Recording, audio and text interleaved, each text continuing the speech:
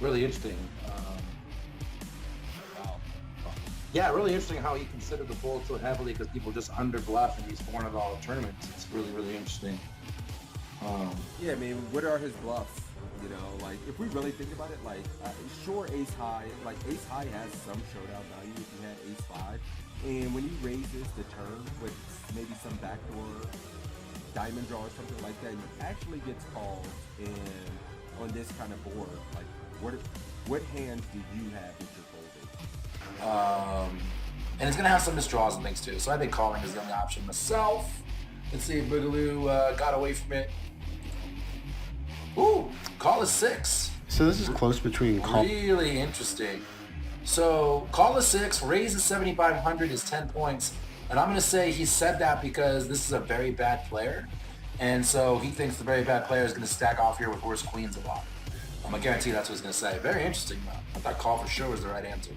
I never am in this spot. I don't know. Interesting spot, too. I think this is a little bit of a lesson for everyone out there, too. A lot of times, the hands we want to float with, like this one, are better as raises. So this kind of falls in that category. Yeah, and he was kind of an echo chamber for us there, saying, you know, we just get better hands to call and worse to fold. Yep. Like he's going to have some gut shots in his range. He's going to have spade draw. He's going to have king X. And we kind of, I mean, we kind of identify kind of what cards are going to be bad for us on future streets, and we're aware how to proceed on those cards. Absolutely. So yeah, that's a very good point, man. You right. That was the best. You didn't say anything. You won. Just straight up. You won. I'm just spewing. All right, so look at this. You're not opening this. You just looked at this. You're not opening. Button cut off, hijack, low jack, under the gun one. You are right. Come on now. Okay. I am. So let's see if he. He's got to open it, or there wouldn't be a hand. It would I'm be a already down on points. You're already down on points in real life. Now, obviously, you're gonna cheat, but I'm gonna evolve. you're gonna adapt, right? All right, let's play it.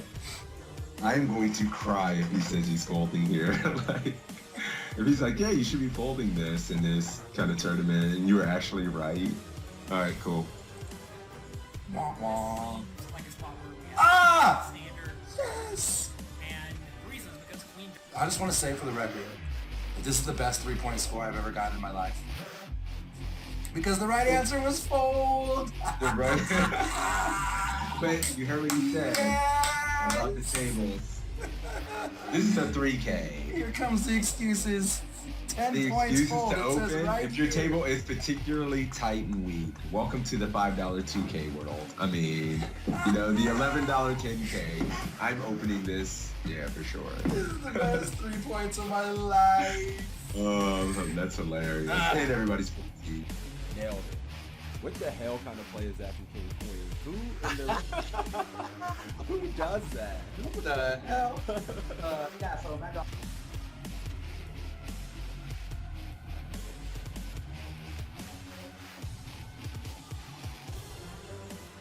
Jonathan Little's an absolute crusher, so it's nice to have him. Yeah, I agree, and I He's always just love coaching. playing right after sessions like this because I feel like my brain's warmed up. I'm thinking through things, and so it's a good way to start your session for sure. But, all right, guys, this is it. What's up, Mike? You want to give a gist? He was saying Narco Cop was playing about D-pipping about 28% of hands. He had been very aggressive in this $10 buy-in, and here are the options to fold, to call, to raise to 1,200, raise to... What? Wait a minute, he made it 800, and my man's giving options to 12 and 1,400 ounces. So it's already getting kind of spicy.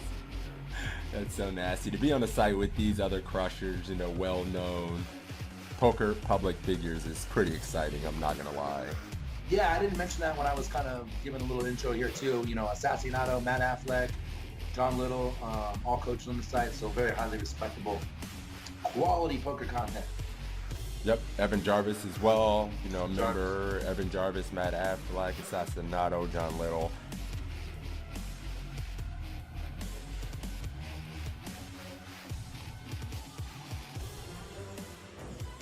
Yeah, so I guess that just makes sense. He could just have the ace of clubs in his hand. That's interesting, though. I How thought many that was points you got? interesting. You didn't do that bad. 45. I like how you just pat me on the back. You didn't do that bad. Well, yeah, good job, buddy. Like, The back. I remember I got the higher score in the first one. So, we're 1 for 1, buddy. I just want to know. Calling, guys. Let's see if we're good. Similar situation. That's pre-flop? I think pre. All right, guys, we're checking, I guess. Oh, for fuck's sake.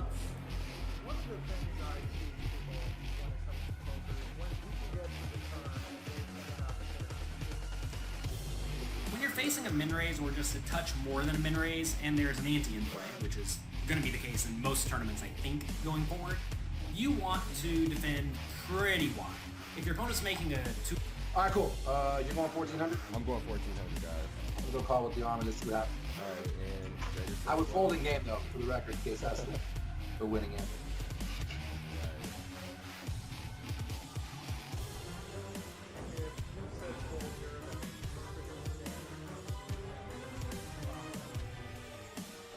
You won. You win. I have to concede. You win. 14K. 14K, let's do it. Let's do it. Well, no, we cannot win. This is a pretty rough spot because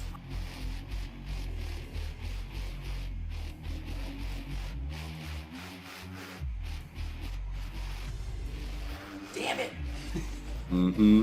Where do you gonna get my chat? They like naughty things. They like just beer, alcohol, All right, let's do I can do a $10 ACR giveaway. $10 ACR giveaway courtesy of my man Toe. For me beating that ass heads up in this. Sorry. No, I'm kidding. We'll do this. We'll have to do it at least once a week, man. And then we'll do it every week a couple times. So it's a tie. I guess we got to give out $10 to each other's communities. We'll just do our own $10 free roll for each. Or does that sound fair? Yes. Do you know what this means? You win. I give his chat $10. Take it. So that's cool Filthy because we have animal. 2 ties and then a win from you and a win from me. This is like the epic battle. It's perfect. It's great.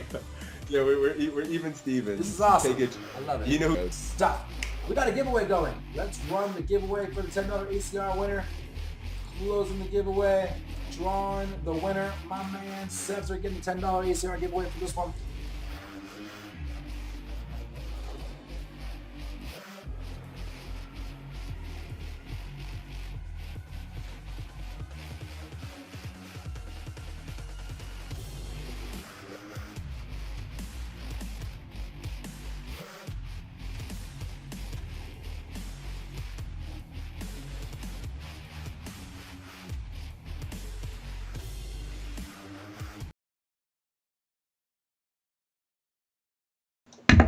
All right, guys, we are here. there we go. We are live for the Poker Coaching.com Study Session Stream Special Edition. We got our man Sixes on the line. We got Matt Affleck joining us himself today. It's going to be a good day, guys. It's going to be a good day. We got all the regulars in the house. What's up, guys? How y'all living? Here is the PC command with the link in the chat here. They're doing a special right now, too, where sign up for free, get the premium for a month for free since everyone's home. So click that link. Make sure you do that. You get 25 homework or 20 quizzes, big blind charts for 100 blinds or more, homework assignments, plus the premium stuff, which is now 832 some odd quizzes. There's heaps of them. Heaps and heaps and heaps of them. We got these guys on the line. I'm going to come off mute right now. Oh, there's Matt. He's in the chat. What up, boys? What's up? What's up? How you doing? Good, man. How about yourself, man? Good, man. Really Yeah, good. we got Matt. What's up, Matt? You here? Yes, I am here. How are you guys?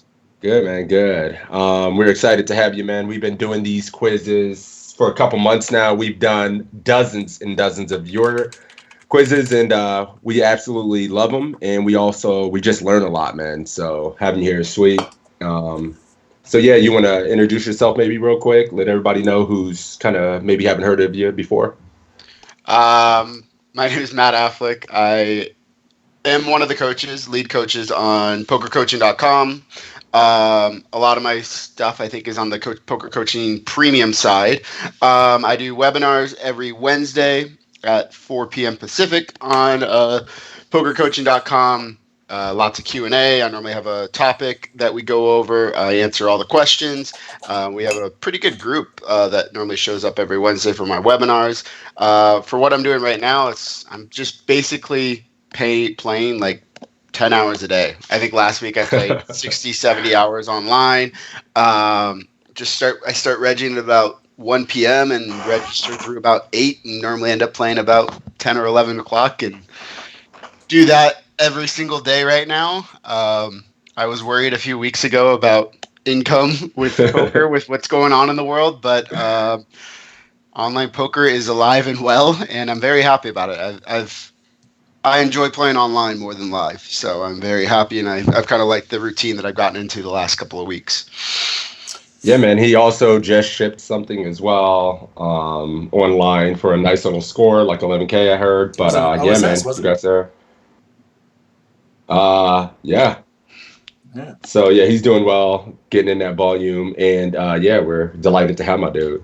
Yeah, it's funny. Sticks has been making fun of me because I'm on day 15, like 12 hours a day consecutive. It's the greatest time in online poker since before Black Friday. It's fantastic. It's so hard not to play. Like, I still take my 1 to 2 days off a week, and that's hard. Like, I'm gonna take tonight off, and I take like 1 weekday off. But I'm itching even at that time. And hearing you go 15 days straight, that's sick, man. You're sick in the head, buddy. Mrs. Toe was like, "Are you playing today?" I was like, "Yeah, I don't know." She's like, "Well, why not?" And I said, I was gonna spend some time with you." She's like, "Why?" It's like, "All right, well, I guess see you later." I would get, if I asked to play today, I'd probably get the death glare. Like, are you fucking kidding me? Like, I'm lucky. My girlfriend is the same way. Your wife? She's like, yeah, you just play every day. She actually drove down to Arizona to go see her mom because she knows I'm going to be playing every day. She wants me to play every day right now and stuff. So she's like, you know what? I'll just go down. I'm going to hang out with my mom and stuff. You do your thing and grinding and stuff. So yeah, it's the perks of having a 20-year marriage. Just why don't you get out of here? I'm good. Well, yeah, I got to put in my time to get to that point. But all right, guys. Way, you want to kick this off? So we'll do quizzes like we always do. We're going to kick it off like we normally do. For those of you guys that are new, we'll play one of these quizzes. We'll listen to what they got to say. We'll ask you guys what you want to do. You let us know. This is super interactive. We always say this is your chance to be a chat pro. Get out there. Let us know what you think. And then we'll tell you what we think as coaches. And we'll see what happens. We'll go from there. Do a little giveaway at the end. And that's the deal.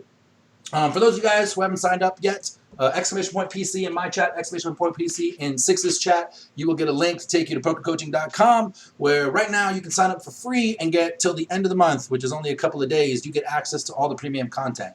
So you can go in there, milk it, get your learn on, see if you like it, see if you want to take the plunge and invest in yourself. With the free stuff, you get 20 free homeworks.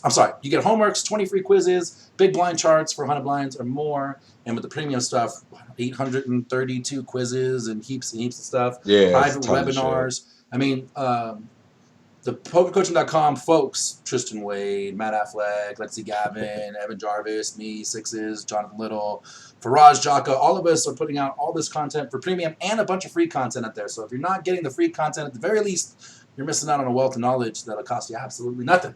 So make sure you get in on that. Did I miss anything, Sixes? Nah, other than the staking opportunities, I'm sure you always miss the staking opportunities, but that's something new. There's cash game content out here as well. There's some cash game players. So, no matter what you play, there's cash game, there's tournaments. I'm sure there's going to get some PLO content at some point. So, yeah, guys, tons of resources. And, yeah, man, I'm ready. Let's do it. Cool. You want to pick a quiz number and kick this sucker off? It's got to be every single time we do this and we start. Have we done 829 yet? Always got to start with the Faraz. Always. We have not. Pocket sevens. Yes. Yeah, we got to start out with the toilet right away. Cool. All right, let's do it. I'm ready when you are. All right, there might be sound issues, so let's give this a shot. We should be good. Cool. Matt, you ready? Yep. Cool. Let's listen to it. 829. Yep. Here we have 7 in the big blind, low jack, sitting on about 50 big blinds. It is a Hard Rock Pro in the Hard Rock 5K, 200K guarantee side event that I actually played earlier this week. So we're going to go ahead and skip over the pre-flop action. It's a pretty straightforward call here.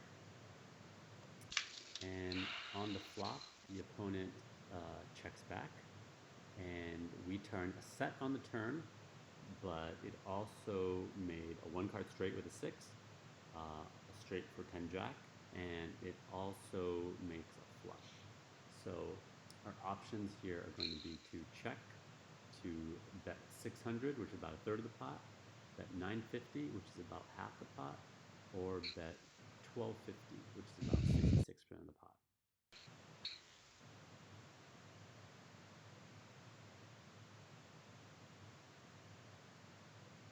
Was that super low for you, Sixes?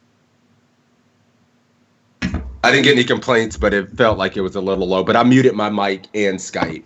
Yeah, so I think I'm maybe that helped. So basically, guys, if you missed it, I'll work on the sound too. I think I got a fix here. If you missed the commentary, basically, Faraz just called pre-flop. They both check back the flop, and we pick up a set on a wet-ass board on the turn. What y'all gonna do? Check, bet 600, bet 950, or bet 1250. All right, chat. What are you doing, boys?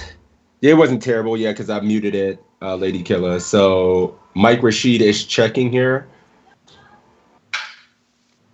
Come on, boys, don't be shy. Let's see. Keps betting 600, shows check calling. We got a 1250 from Machine A little low. Gun. I got you. Check from Ginger. We got a lot of 950s Check, out there. 600. Check call. Check. Got a few bets, but a bunch of checks. So for my chat, we're seeing some 950s. Mostly 950 and a handful of checks. How you feeling about this? I'm not fist pumping. God, when he checks back the turn, I think he's got very little flush draw. Well, he checks back the flop. Rather. When he checks back the flop, I think he's got very little flush draw. He shouldn't have very many 6x in his range. I'm kind of leaning toward betting. Yeah, I mean, I feel like I'm going to bet as well. I think we can get value from the single spade hands that may just check back a flop like this. The king, queens with the king of spades. The ace, jack hands like that with the ace of spades, ace 10 possibility as well. So with that being said, I do want to bet. I think he's just going to get to check back and realize some equity with the single spades hands. If we do check, that would have called a bet if we bet. But if we start going too big, maybe we start condensing his calling range. And then maybe if we're targeting like the ace of spades, the king of spades, those are going to call a big bet regardless. So I'm kind of torn between 1250 and 950. And I think 600 just gives too much of his range a good price, kind of how I feel. But what are you thinking, Matt? I think it's pretty clear. I would say I think it's a clear bet, no matter what. And the main reasons that I think it's a clear bet is first off, the low jack has very few to little 6x, maybe 8-6 suited, 7 doesn't have 7-6 suited. He would have bet the flop. Doesn't open 9-6 suited, so you could have 5-6 suited, 8-6 suited, and that's it. And he can't have 8-6 of spades. So he only has 2 combos of 8-6 suited and pocket sixes. So, I mean, he could check back like some ace deuce, ace 3, ace 4 spades, but we can pretty much, most people just bet that. So the main reason we want to bet is that he's already checked this flop, indicating weakness, and he's almost for sure going to check back again. And so I think we have a clear bet, and I actually kind of studied this spot a lot yesterday, and I'm pretty sure like we can just bet half pot. I would lead to 950, and the reason is that I don't think we're ever going to get raised here anytime at all. Right. And so most people don't balance their ranges in that way, where they're going to like check back a flush draw here, which is good with certain combinations of flush draws. But I would always bet, and I think we can size up because we're never going to get raised here, and we kind of have to put the money in ourselves. So like, I don't think betting 600, I think is good. I don't think betting 600 is bad, but like we're never going to get raised, and we pretty much have like not the nuts, but we have like our hand has a ton of equity against his range, like 80+% equity. And so I think we can size up here. So you like 1250? I think 950 is pretty good here. Yeah, that's how I felt. I think I would go 950. I was kind of torn between 600 and 950, and I went 950 because of the reasons that I said, that I don't think we're ever going to get raised. So the small bet isn't as beneficial, and he's just going to have a lot of ace of spades, king of spades. He might have some overpairs that will call, and so yeah. Right. Yeah, we want a little more protection than the 600 is going to offer. And we want a little more value too from the ace of spades, right? Yeah. So the thing with protection is, and if he has the ace of spades, he's calling no matter what. So it's more like a value bet than a protection bet. Like, the thing that would be like a protection bet would be like a hand, like, I think of protection in terms of like pocket deuces. Sure. Like, deuces might call 400 chips here with the 4 of spades, but they're going to fold to like 950. So you're getting potentially like protection, getting deuces to fold. Like, if you went check and he checks back deuces, versus if you bet 600 or 950, he's going to fold deuces. So I think about protection in terms of hands that he's actually going to fold, rather than like the ace of spades, like, because the ace of spades is calling no matter what anyways. Sure. Makes sense. Cool. Let's click 950 and see how it goes. All right, let's do it. So the first thing to kind of think about here is that we're going to be wanting to do a lot of betting. So a lot of our pairs are going to need protection. There's a lot of ugly rivers here. So we're going to want to bet hands like King 7, maybe even a 5x, or 9x or 8x. And we're also going to want to bet hands like 2 pairs, like sets. And of course, we're going to want to bet our straights and our flushes. So when you're betting such a wide range, you're going to want to do a lot of small betting. We also are okay having a large size as well. So we just kind of want to polarize our large size to kind of more nutted hands and bluffs that, and then our smaller size to be kind of, some of these good value bets that have a lot of bad rivers still. This is a great example. Our hand strength is pretty strong, but there's so many rivers that can really turn things around. A spade, a 6, a 10. So because of that, you don't want to build the pot too much to see, a scary river card that's going to really confuse you. And now you built this huge pot and you're not sure what to do. Now, of course, we're going to want to balance that and make sure we get some flushes, some 6s, even some 10-jack in our small betting range as well. So we're going to go ahead and go with a small bet here. Allows us to kind of control the size of the pot and decide how we want to proceed on the river once we see how scary of a card it is. Opponent calls, and the river is a king. For the most part, a blank. It does make some 2 pairs, but so some hands like 7-8, 8-9, 5-8 suited that. For the most part, it's not really too many combos. So I would say it's relatively a blank. So our options here are going to be to check, to go with a small bet of 600, to go with a half pot bet of 950, or to go with a large bet of 1250.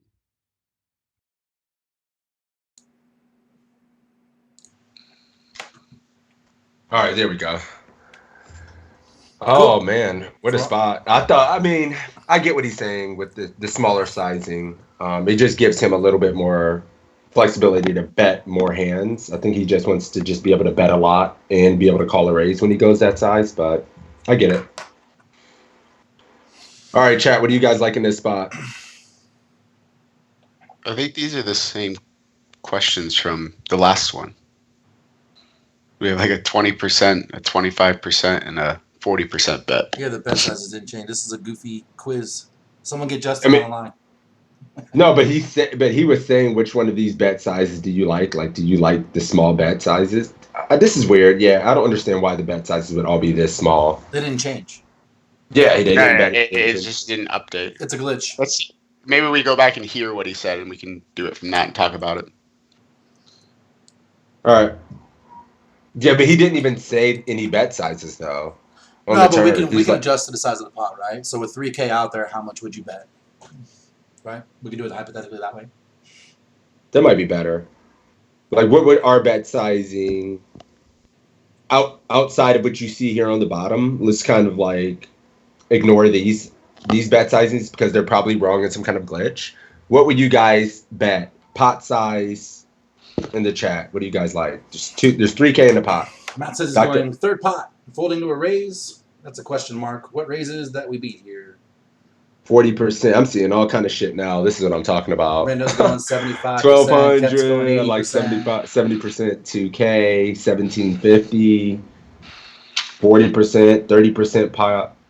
Mike Rashid says, Marlon's interesting. going pot and a half.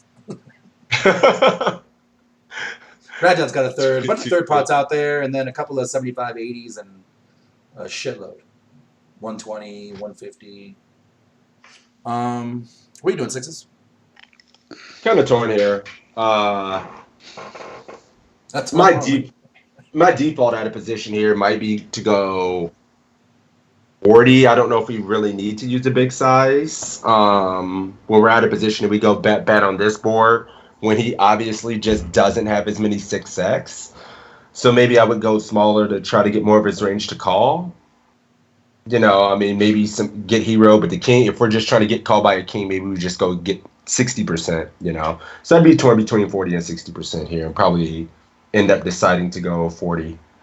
That's funny because I think I'm going to end up going 60 because I think he's not going to bluff it, and we're only getting value from what we're getting value from at this point, and everything That's else kind is of how I holding. feel as well. You know what I mean?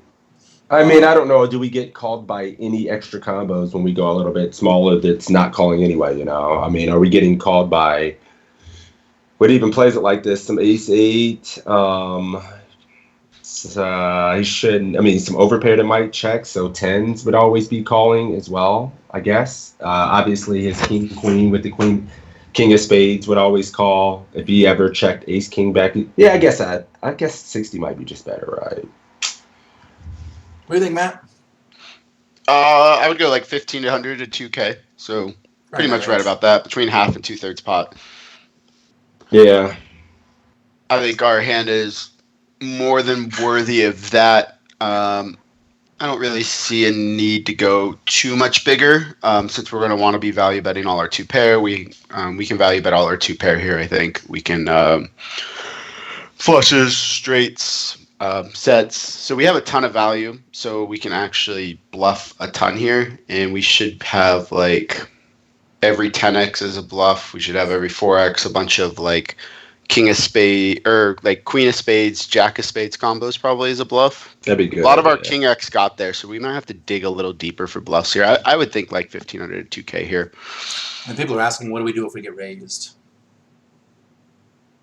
I don't expect us to really Like ever get right? raised, but I would likely fold because it's just probably a really good bluff spot. I agree. I mean, he's probably going to be checking back like a nut flush draw on the flop for some reason, and then just having got there when he should be betting it, some unorthodox line, and then slow playing it on the turn for some reason. But yeah, I agree. I'm just going to click 1250 because that's the biggest bet out there, and it doesn't really matter since this is kind of glitched out. Cool. So here I really like going ahead and continuing with the large bet. The river was kind of the card we wanted to see, a blank that doesn't really affect our hand strength too much. So I think we can feel pretty comfortable betting big here. Our opponent didn't have too many sixes in their range. They definitely should be checking back some flush draws, but they're not going to have too many, especially compared to us. We're also unblocking them from having a hand with a 10 or a jack in their hand, which they're going to be really tempted to call with. Some hands like, 9-10, 8-10. These are hands they're going to be really tempted to kind of hero with because they're blocking 10 jack. So, but in general, it's really just our hand strength. We should be good a lot here. Maybe if we had some low two pairs, some 5/8 suited, some 7/8 suited, we might be more likely to go with the smaller sizing here.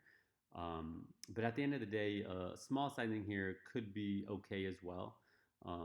We just want to mix here, and we also want to make sure we go with throw some sixes, throw some 10 jack, throw some flushes in both our big sizing and our small sizing. So the main thing I don't like here is the middle bet where you just bet half the pot. You really want to define that, I'm going block bet or I'm going, large. And, with your block bets, you're going to sometimes, they're going to be traps where you're block betting with, a flush or something you're really comfortable calling a raise with. That's how you protect that block bet.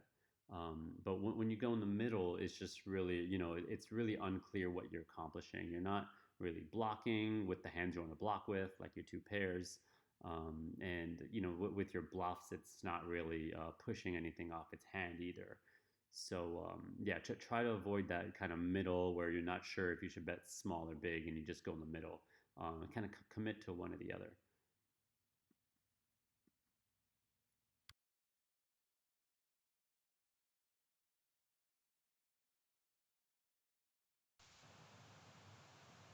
It's funny because he gets called, but we And never he get does to it see. every time. We Every never one of get his to quizzes, see. he does this shit, and it tilts me a little bit. Every single quiz, I know he's gonna do this. I torture myself with one of his quizzes every time because I know he's gonna never Doesn't show matter. us the showdown. It You doesn't make the matter. right move. It's just a decision, and I kind of like that as well, to be honest.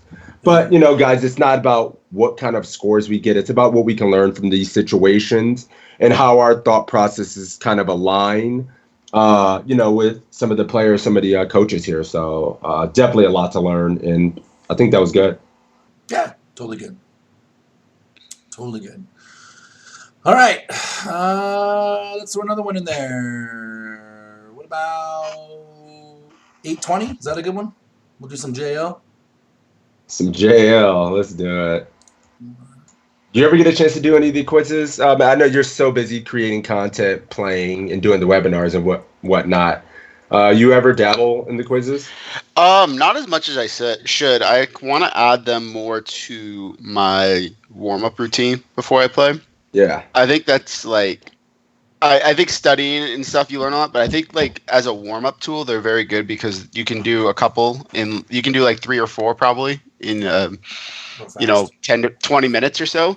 And it kind of just gets my whole warm up routine is just about getting my brain thinking in terms of poker. And so I think these kind of decision based quiz parts are very, very good for that.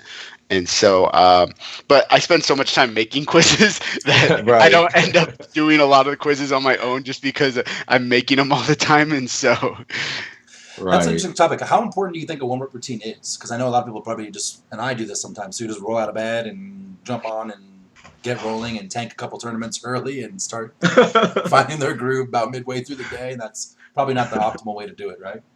yeah, I noticed a pretty big difference with my warm up routine.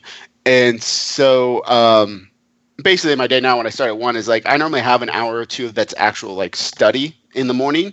And then like my 30 to 40 minutes before my session when I actually get a full warm up routine, I like to use like Luminosity. I try to do their brain games on there. That kind of gets my brain going. And then I'll normally watch. I'm not trying to watch anything that I'm trying to learn a new topic on, but like reviewing. That's why I kind of like live play, like maybe a live play video of someone like six tabling because it's just quick fire decisions and stuff. Not as much like a theory video or something like Yeah. that. Or reviewing a hands and poker tracker from the previous day, just something, just trying to get my head moving, and then writing goals for the session, writing what I'm working on technically, um, like different things I'm studying that I want to focus on for the session. I think it's really important. It really helps set the tone for the day.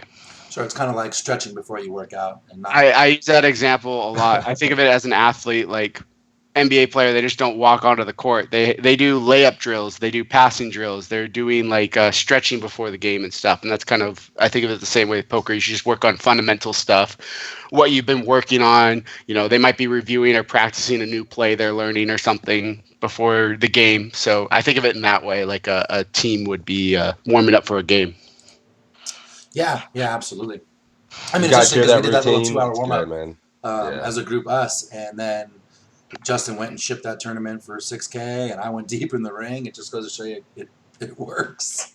Yeah. man. The days we study till, I mean, we all seem to have better results, when we get those nice, long, good study session in, Yeah. take a small break and then play. I mean, you and I respond the same way, right? Every time we go on the eventual downswing, we just get in the lab together every day until the downswing's over. They seem to be pretty shorter much. and also easier to manage because you have someone kind of telling you, look, this is run bad. You're playing good. This is run bad. Just variance, yeah. Yeah, and it's good because bankroll killers are when you run bad and then start playing bad, start freaking out and just tank your roll, right?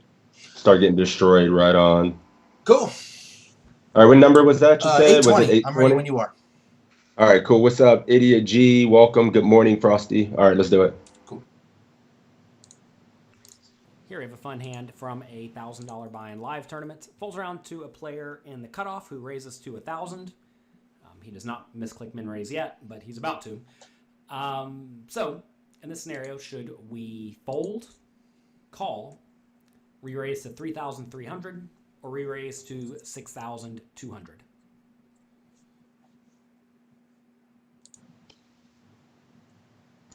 What? What? Yeah, I'm kind of confused. Why are you confused? Right. Did he already misclick, or he's just first into the pot? Oh, okay. I see what he said. Okay. He's just. Oh He no, just you're opened. confused because of the title. Yeah. I was like, wait a minute, huh? Yeah, I was looking for It's another just a bet out regular there. open. Okay, cool. Um, What are we seeing out here? Mike Rashid said he's 3-betting the 3.3K. Anybody flatten this? I see 3 bets. I like it. Area Runner says, I play live only, but it's so important to read every hands, so to see what your opponent's tendencies are. And I think that's true live and online, right? That's the whole thing. Find the tendencies and exploit them, right? Right. I see a call. I see 3,300 uber deep, so Machine Gun likes to re-raise. 33 from Rad Dad, 33 from Cyrus, 33 from Show, 33 from Arena Runner, just a call from Poker Tools, just a call from Mike Mercy, just a call from Coltrane. What are you seeing? Yeah, for my end, I'm seeing mostly 3 bets, and we see a flat, Cam's flat, and we see a fold. So majority, everyone's out there 3-betting, Frosty's flatting, and a handful of folds. How do you feel about this one, Matt? It's clearly between call and 3,300. If you were to actually look at GTO ranges, I'm pretty confident this is like an even 50-50 split. And that doesn't mean that you should do one or the other 50% of the time. It means you should look at the other factors. So the first factor would be who is the players behind and how likely are you to get squeezed.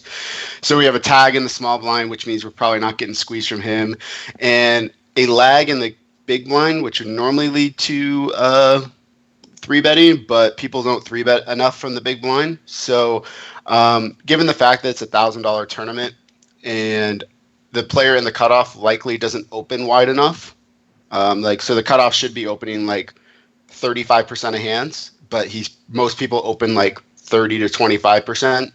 Yep. So that would lead me to like, I'm not going to do an even split of 3-bet and call. I'm going to shift towards call mostly because the cutoff probably isn't opening wide enough to justify a 3-bet bluff. And also it's $1,000 tournament and it's probably a pretty soft field. So I will probably lead call here and use my positional advantage and pick up additional EV post flop because of it being a soft field. Would you change your strategy if it was suited? Potentially. I'd be actually a little more inclined to call. But if the cutoff is the type of player that's just going to like call with like 9-6 suited or, Jack 10 off when we 3-bet and stuff, then I would probably 3-bet. But I think like maybe King Jack suited or something for value would be like the cutoff point for like a linear kind of 3-bet value. But I think I'm probably going to lean call. But there was some foreshadowing, if you picked up on it, of what's going to probably happen. So I think I know what the right answer is of what Jonathan does. That's funny. He's paying attention, guys. He's getting tells. He's getting tells. I don't have insider info. I just listened and heard the foreshadowing that he I can hasn't tell. I can tell. misclicked. He hasn't misclicked yet. Is the key Yeah. word. Oh, okay. Well, here it comes. Right. So yeah, some people are. I mean, I think in these situations, I would tend to three bet a little bit more, especially if I feel like the opponents behind are going to squeeze.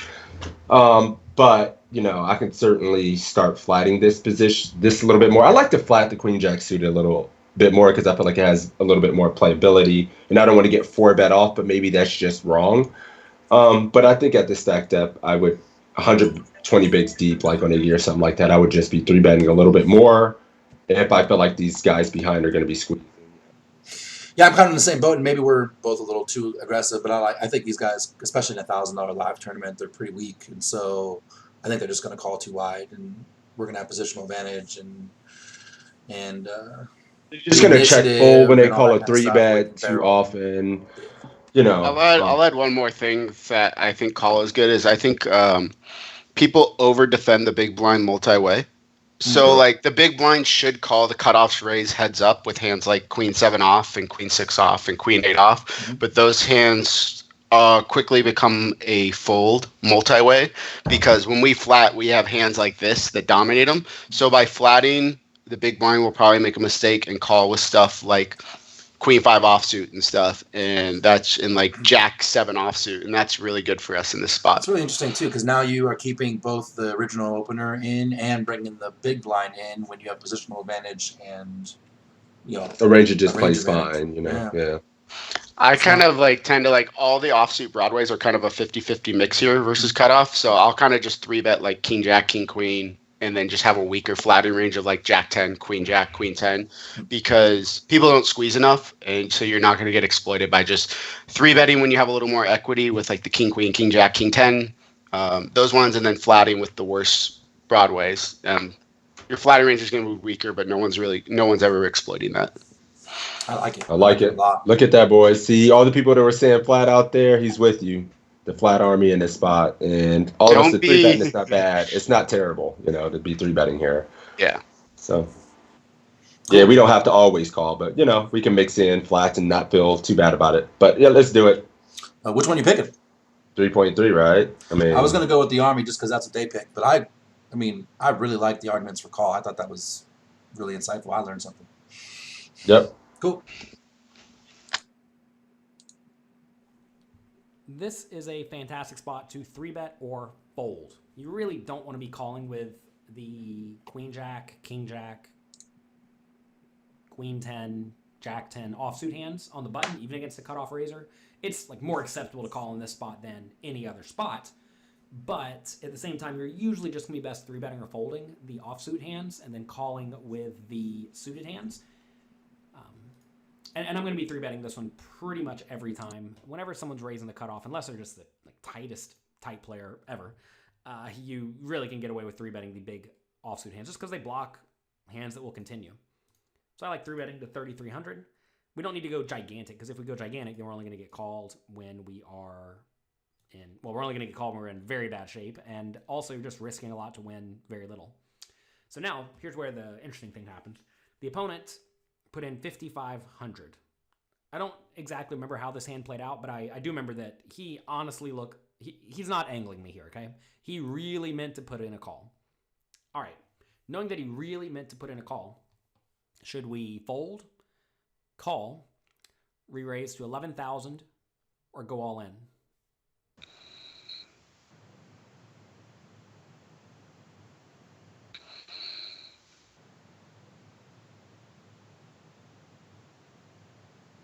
I think that's really funny. Matt, I got a question for you too. Do you think it's better for people to 3-bet this spot more often if they're less comfortable post-flop? When they're playing, I guess they have positional advantage either way, so maybe that doesn't matter. The less comfortable you are here playing post-flop, yeah, I guess 3-betting is going to be better because you're going to have a lower SPR and your decisions are going to be a lot easier, and it's also going to be a heads-up spot versus a multi-way spot. So I think that's a good point. The less comfortable you are playing post-flop, I think the less comfortable you are playing post flop, Jonathan's point is a lot more valid that you should 3-bet or fold. Mhm. The more comfortable you are, I'm very opinionated. I think the exploits leaning towards a call are very good, I think. But 3-betting is clearly a good option as well. So So what we can infer I think from that's a this good is point in terms of skill level. You want to make pots as big as possible so that the stack to pot ratio is the lowest, and so you have the fewest decisions possible. And so what we can infer from this is you're just better than Jonathan post flop. Everyone has different theories. Like some people 3-bet more, like freaking Chino Ream or someone 3-bets all the time. Sure, and there's those guys who are Players super flat all the exploitative. time. Yeah. Some people who- flat all the time. Like absolutely. some people always lean towards 3-betting more pre-flop to get heads up pots because they think that they want to get heads up pots because they're going to win the pot more often. Some people think that they should flat a lot more because there's weaker players in lower stakes tournaments and they just want to let as many of the weak players in because there's more chances of someone making a big mistake post flop. Sure, and like a coach a long time ago told me that all styles can win, and on most of the time there's no one direct right answer. Sometimes there's a clear answer, but a lot of the times there's multiple ways to do things, right? Yeah, when I coach, I'm consistently asking my students questions, and I'm not concerned about the answer. I'm really only concerned about their thought process and how they come to the answer.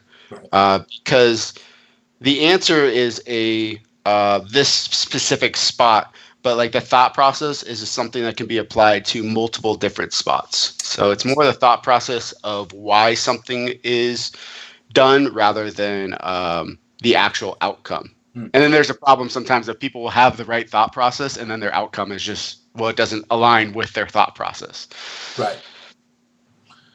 Yeah, sure. They're not betting because it's obviously weak, and he determines that, but he still doesn't bet or what have you. Yeah, exactly. Cool. All right, guys, back to the quiz. With the click back, and he says that it was obviously supposed to be a call. So now the question is do we call and play in position? Do we exploit the fact that he may have misclicked and punish him with some raises? What do you guys think? Damn it, I muted. Yeah. Hey, hopefully back. I wasn't muted on my end. Oh yeah, no, I had it muted. Hopefully my stream could hear you guys. If How not, you doing, I'm an buddy? idiot. Yeah, I know. I was listening to all that, like agreeing, like, yeah, that's really good. What you got in your chat? I got an 11,000. Some people just say if we call here, it just feels like it just shows our hand is still pretty weak. When we could still just come over the top and wrap the nuts, essentially. If we think his range is just weak with the misclick when he meant to call, by calling we kind of cap our range where we could still represent aces and kings and shit. Yeah, and the weird thing about going 11K is that if we go 11K, he's only got 24K in his stack, and if he was that a 5-bet, if he jams it, how did we know it was a misclick? People are 7. We can't fold, can we? We can't put 11 in and fold for 12 more, right? 13 more. We're getting a really good price in position. We don't have to blow this pot up, and this guy could be angling, right? Jonathan doesn't think so, but who knows, right? Yeah, for me, I think I'm kind of. This is a tricky one. I'm kind of leaning toward call, and then think he's going to check back like every flop, but I'm just going to see if I can take down a nice little bloated pot. That's kind of where I'm leaning right now myself. Because I don't like to bet 11K and then face a jam. Potentially face a jam. They're going with it once we put 11 in there. I think we would have to, right? That's the SB, we'd almost be committed. Especially if you can have hands like under pair or ace king, and they just go with it. We run good enough equity, right? Machine Gun's asking if a fold here is out of the question. I think if it was a normal raise or we didn't have this read where we think he misclicked it, then absolutely I would, easy fold. But no. Look at the pot odds we're getting in position. I think we're just getting too good of a price to just fold this in position. Dude, for this size, look at this. Come on now. Where are we getting over 4-1? Yeah. Almost 5-1. So we're certainly calling. All right. You want Matt's opinion? Yeah. You probably you played so much live. I'm sure you've seen these kind of situations Yeah, these are the come up. dumbest. These are the dumbest situations that come up in live poker. So two things. One commentary. I don't think calling should cap our range because if we have aces or we have kings, Calling. the player has already showed weakness because he clearly, from the video, and I think in most cases in this, he clearly meant to just call. Mm-hmm. So why would we want to just shove with aces and kings and stuff rather than just let him hit top pair with whatever Jack 10 suited or 9-8 suited, or if he has Just 2 8s, let the anything. flop come 6-5 deuce and stuff. So that's one thing. I think we should flat the top of our range here, and potentially maybe even flat a hand like ace king or something, which sounds really weird here, but a lot of his calling range is going to be like suited aces and stuff to the We three could bet. just stack a king queen or something like that. Stack a worse ace and things Yeah. like that. Yeah. That being said, here I might just go pure exploit and shove for the main reason that I think the mindset here of people is when they make a mistake like this and then you shove, like they're just like they don't even think about it. They're just like, whatever, I'm gonna minimize my losses. Like Sure. this is how I think people like. I've done this before too. Like say I like bet the turn and while the guy is tanking, I'm like, oh, that was a really bad turn bluff. Like I'm already kind of mentally shutting myself down on the river, like kind of like, oh, I made a bad turn bluff, and thinking about like cutting my losses in a way. Sure. And so I think a lot of the mindset, especially if this is like a recreational player, is like they're just like, oh, whatever. Like, even if they have like ace queen, I already screwed up here. Like, I'm just going to cut my losses. So I actually don't mind a shove for that reason. I don't like 11K at all. I don't think it accomplishes anything. So I think it's a call or shove spot, and I'm happy with either option. But potentially out of like pure exploit, I think shove is probably pretty good. I love it. I love it. So, boys, we see some flats, mostly flats, and then we see a hand, maybe like a couple of shoves. I love the shove option a lot. Oof.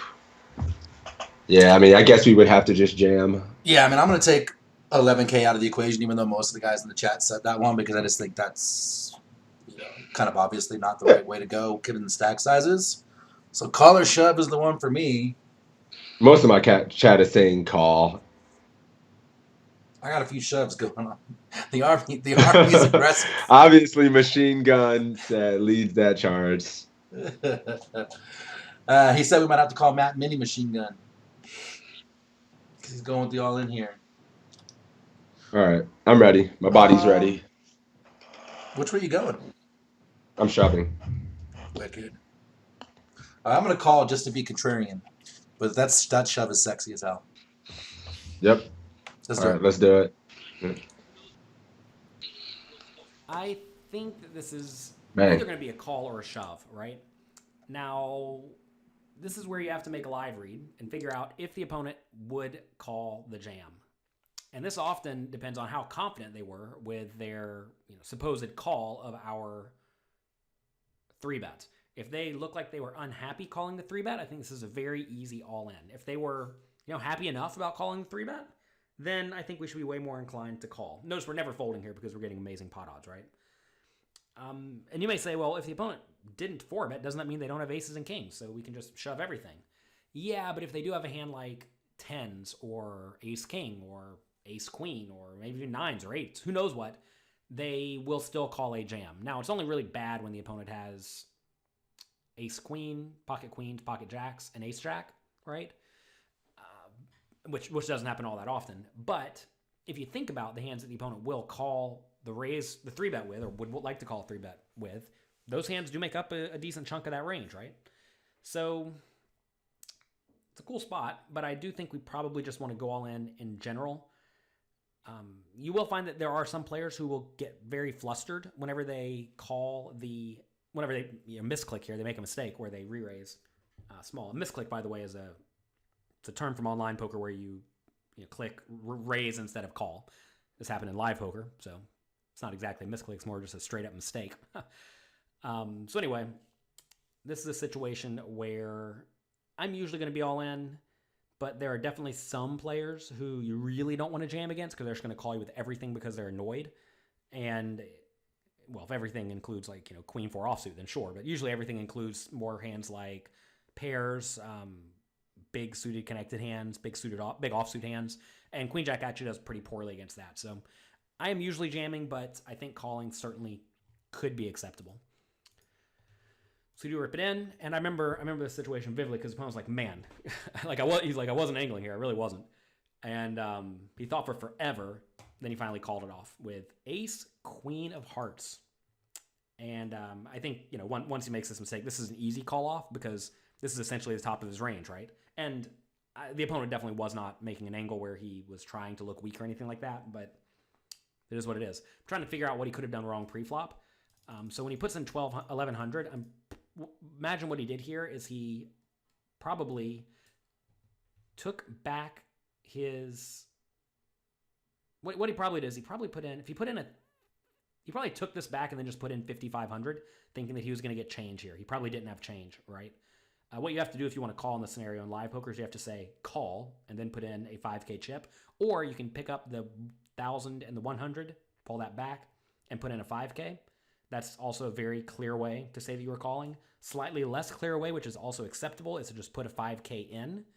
Then you have 6,100 in there, but it doesn't matter because you put in one chip. One chip indicates a call. But what the opponent must have done is take all of this back. He probably took back the 1,100, and then he put in 5,500, or alternatively, he put in a 5,000 and 200 to get change here, get the 3,000 change. Either way, don't make this mistake. If you make this mistake ever, that is a big, big, big mistake. Some people make this mistake all the time. It always boggles my mind. But hey, that's how some people operate. And if that is you, stop it immediately. Live mistakes cost you money. Right here, it made my opponent money, though, so it worked out for him. But in general, obviously, don't make mistakes, especially ones that are very easily avoidable.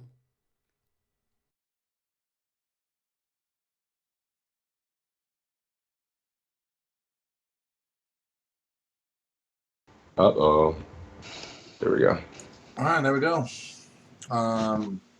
Yeah, I mean, the raise is still a pretty sexy spot for sure. Calling was a 9. If you were curious, 6s. Oh, okay. Calling was a 9. Nice. Yeah. I get it. I mean, I play enough live when I get it. I mean, like when I'm playing like my little tournament league, people make that mistake all the time, man. And then they legitimately, they don't want to compound their mistakes in those situations, so they'll fold a pretty wide range, So it's pretty good. I love it. Let me get a couple shout-outs in here real quick because I missed them. Rat Race, Mike Rashid, Hilski, Arena Runner, TY from LI, Joey. Thank you for the follows, guys. Cool. All right, let's do it. So it is my turn. I think we got to go back to our boy Alex. We got to find an Alex quiz. His sound's been better on his quizzes lately. You know what's as well. funky here is when we do these, like I see my quizzes up there, so we won't do those, and I see Matt's quizzes. We're kind of handcuffed a little bit because we got everybody on the screen. I know, because we usually do so many Matt quizzes. They're so good. I love them. And we at least do like 1 or 2 a week, and now we should do a cash one at some point for the cash grinders out there. Maybe we'll do one more. I was going to throw some Alex in the rotation real quick. 831? Is that where you're at? Local recreational players 30s. Kind of. We already did like young Asian kid, hoodie, flat brim. Like, I that was my favorite. Description to the best. The best, yeah. Local recreational player 30s. That's me. Let's do it. Cool. Easy money. Wait, let me find it. Hang on a second. 831. Oh, I pause it. 831. Cool. I'm with you. All right. I'm ready. I'm ready. Yep. In this hand, you're in a $1,000 tournament in Pittsburgh. You have ace-jack offsuit on the button. The villain is in the hijack. He is a local recreational player in his 30s. You have about 10,000 in chips at 5,100. He is raised to 250. You have ace-jack offsuit on the button. Here, would you like to fold, call, raise to 600, or raise to 700? Cool. Ace Jack facing a raise from the hijack, super duper deep. What y'all gonna do? 700's just streaming into my chat. All right, 700. Someone says 600. Cam 600. Smaller 3-bet size on the button. Everybody's 700 here as well. Holy, Mike, Dr. HJ's, Meister, everybody's 700 and 600. I just have No a wall flat, of no 700s. folds, no calls. Yeah, I haven't seen one call or anything. So everybody likes 3-betting this spot on the button. Certainly can be in our 3-bet range. I'm assuming Matt's going to 3-bet this as well. But what are you thinking, Matt? My first inclination was probably call. There you go, boys. I think 3-betting is fine. I think it's mostly a mix. The problem with 3-betting is we fold out hands like a king jack, queen jack, jack 10, if he's opening jack 10 off. We fold out a lot of hands that we dominate, and that's not good for us, especially versus like cutoff when they open even more offsuit Broadway. So, but a lot of it depends on who's in the blinds. Like if there's tougher players in the blinds, I prefer 3-bet, and if there's weaker players in the blinds, I prefer call to let them, for the same reason before, overcall with like ace 7 offsuit, stuff like that. Right. It's one of those spots where you can go either way, and it's fine. I think as an exploit, I probably just flat here since. Yeah, I probably just flat here, especially because like people open too many offsuit aces in the hijack and stuff, and I want to keep in stuff like ace 8 offsuit and ace 5 offsuit and stuff like that. You know, I think at some of the lower stakes games and even the mid-low stakes games, people at this stack depth overcall 3-bets with some of the king, jack, king, queen suited. And if you think that's the case, are you going to always be 3-betting? Like, I don't know if guys, this is a 1K live tournament, and I think people are going to fold the 3-bet way more often. But for these guys playing at the micro stakes, and they have a lot of these guys, they're going to open like a hand like king jack, king 10 offsuit and never fold to a 3-bet. We should probably be 3-betting this a little bit more. Do you agree with that? I probably 3-bet ace jack suited always for the reasons you said. Just because suited we have a lot more playability and equity, and when we're 100 big blinds deep like this, we want our 3-betting range to have more playability, since we're going to be we're going to get flatted more, and we need to have hands that have decent playability. So ace jack suited, I'd probably always 3-bet here, and then ace jack off, like it's fine. Like so many of these spots are just going to be like splitting hairs between call and 3-bet, and they probably have pretty similar EV, and it's just about applying the best exploits here in order to keep it. And I think flatting ace jack off, and then for that reason too, it's just kind of like the thing before, people over flat from the big blind way too much here. Like if I have ace 7 off in the big blind, it's like a snap fold, like it should be folded every single time here, but I think most people overcall with it way too much here. And so I like flatting for those reasons, and especially like what you said, in softer tournaments there's just not as much of incentive to 3-bet as much, and just people are going to make really big mistakes post flop, versus in tougher tournaments there's a lot more incentives to 3-bet. And so that's kind of my opinion. Like you can go either way. Like if you say 3-bet, it's clearly good. Like anything but fold here is good.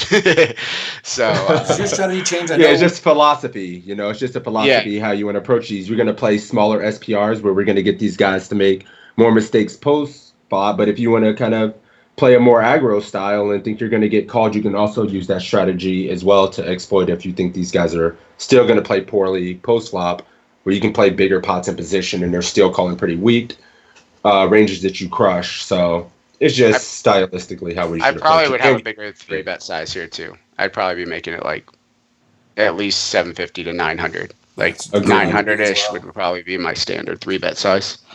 Question for you too. Does that? I know that's a common strategy. 100 bigs deep. Does your strategy change when you get to like 40 bigs? Are you still calling with this hand? This hand is a much better 3-bet at 50 big blinds than 100. Sure. Because when stacks get shallower, it's more important to have hands that can make good top pair, which obviously ace jack can make really, really good top pairs. And The same applies to him, where hands like Queen Jack and King Jack and Ace 10 and other hands, those go up in value too for the same properties. And so you don't need as much playability. Like here, I'd much rather 3-bet a hand like Queen 9 suited or 7-6 suited, something like that, 10-9 suited. Yep. That playability factor, and then flatting this hand. Personal theory. Some days I have days where I just 3-bet this every single time because I'm just feeling like that some days. But I think flatting with exploits I think is best. But it's splitting hairs. Cool. Right. Now I'm confused. I wonder what Alex is going to do here. We take a lot of Alex quizzes, and he can be all over the place because he's using a lot of exploits, for the general population of where he's playing in these player types. So this should be good. So here I think Alex, I'm probably just going to go with 3-backs for Alex and see how he wants to approach it. What are you doing, I want to add one quick thing. Also, it depends on how wide the hijack's opening a lot. And again, I don't think people open wide enough in late position, so he probably has a tighter range than he should, which leads a little more to the flat as well, I think. Sure. Okay. 3-bets aren't going to work. And okay. Damn, Matt's here now. He's got me all conflicted. I know I'm conflicted as well, but I'm just gonna make an aggressive mistake. To hell with it. Like, just go for it. Still 3-betting, but I do really like the philosophy behind flatting and keeping in a wide big. But I really like that, and these guys are going to open tighter, and we're not going to get squeezed as much in this spot when we do flat as much as we would in tougher tournaments as well. So yeah, I like it. 700 it is. I'm leaning toward Right. call. Shit. Everyone in the chat wanted a 3-bet. Now I convinced you guys. I'm like, I'm pretty good post. Screw this. Yeah. And it's Alex. I think. All right, I'm gonna go call. Just be again contrarian and see what it is. I like it. I know we're 100 bigs deep and things change when we're 100 bigs deep. So let's do it. All right. You Close are again. ahead of the vast majority of your opponent's range. You would like to make this pot as big as possible when you're in position and still have the player calling. And the great thing about poker these days is if this person opened Jack 7 suited, I was playing poker. I went pro during the era of flip phones and MySpace and the Bush administration. Back then, that guy would not open with Jack 7 suited, and if he did, he sure as hell would not call a 3-bet out of position. That is over. You are getting massive value from this hand.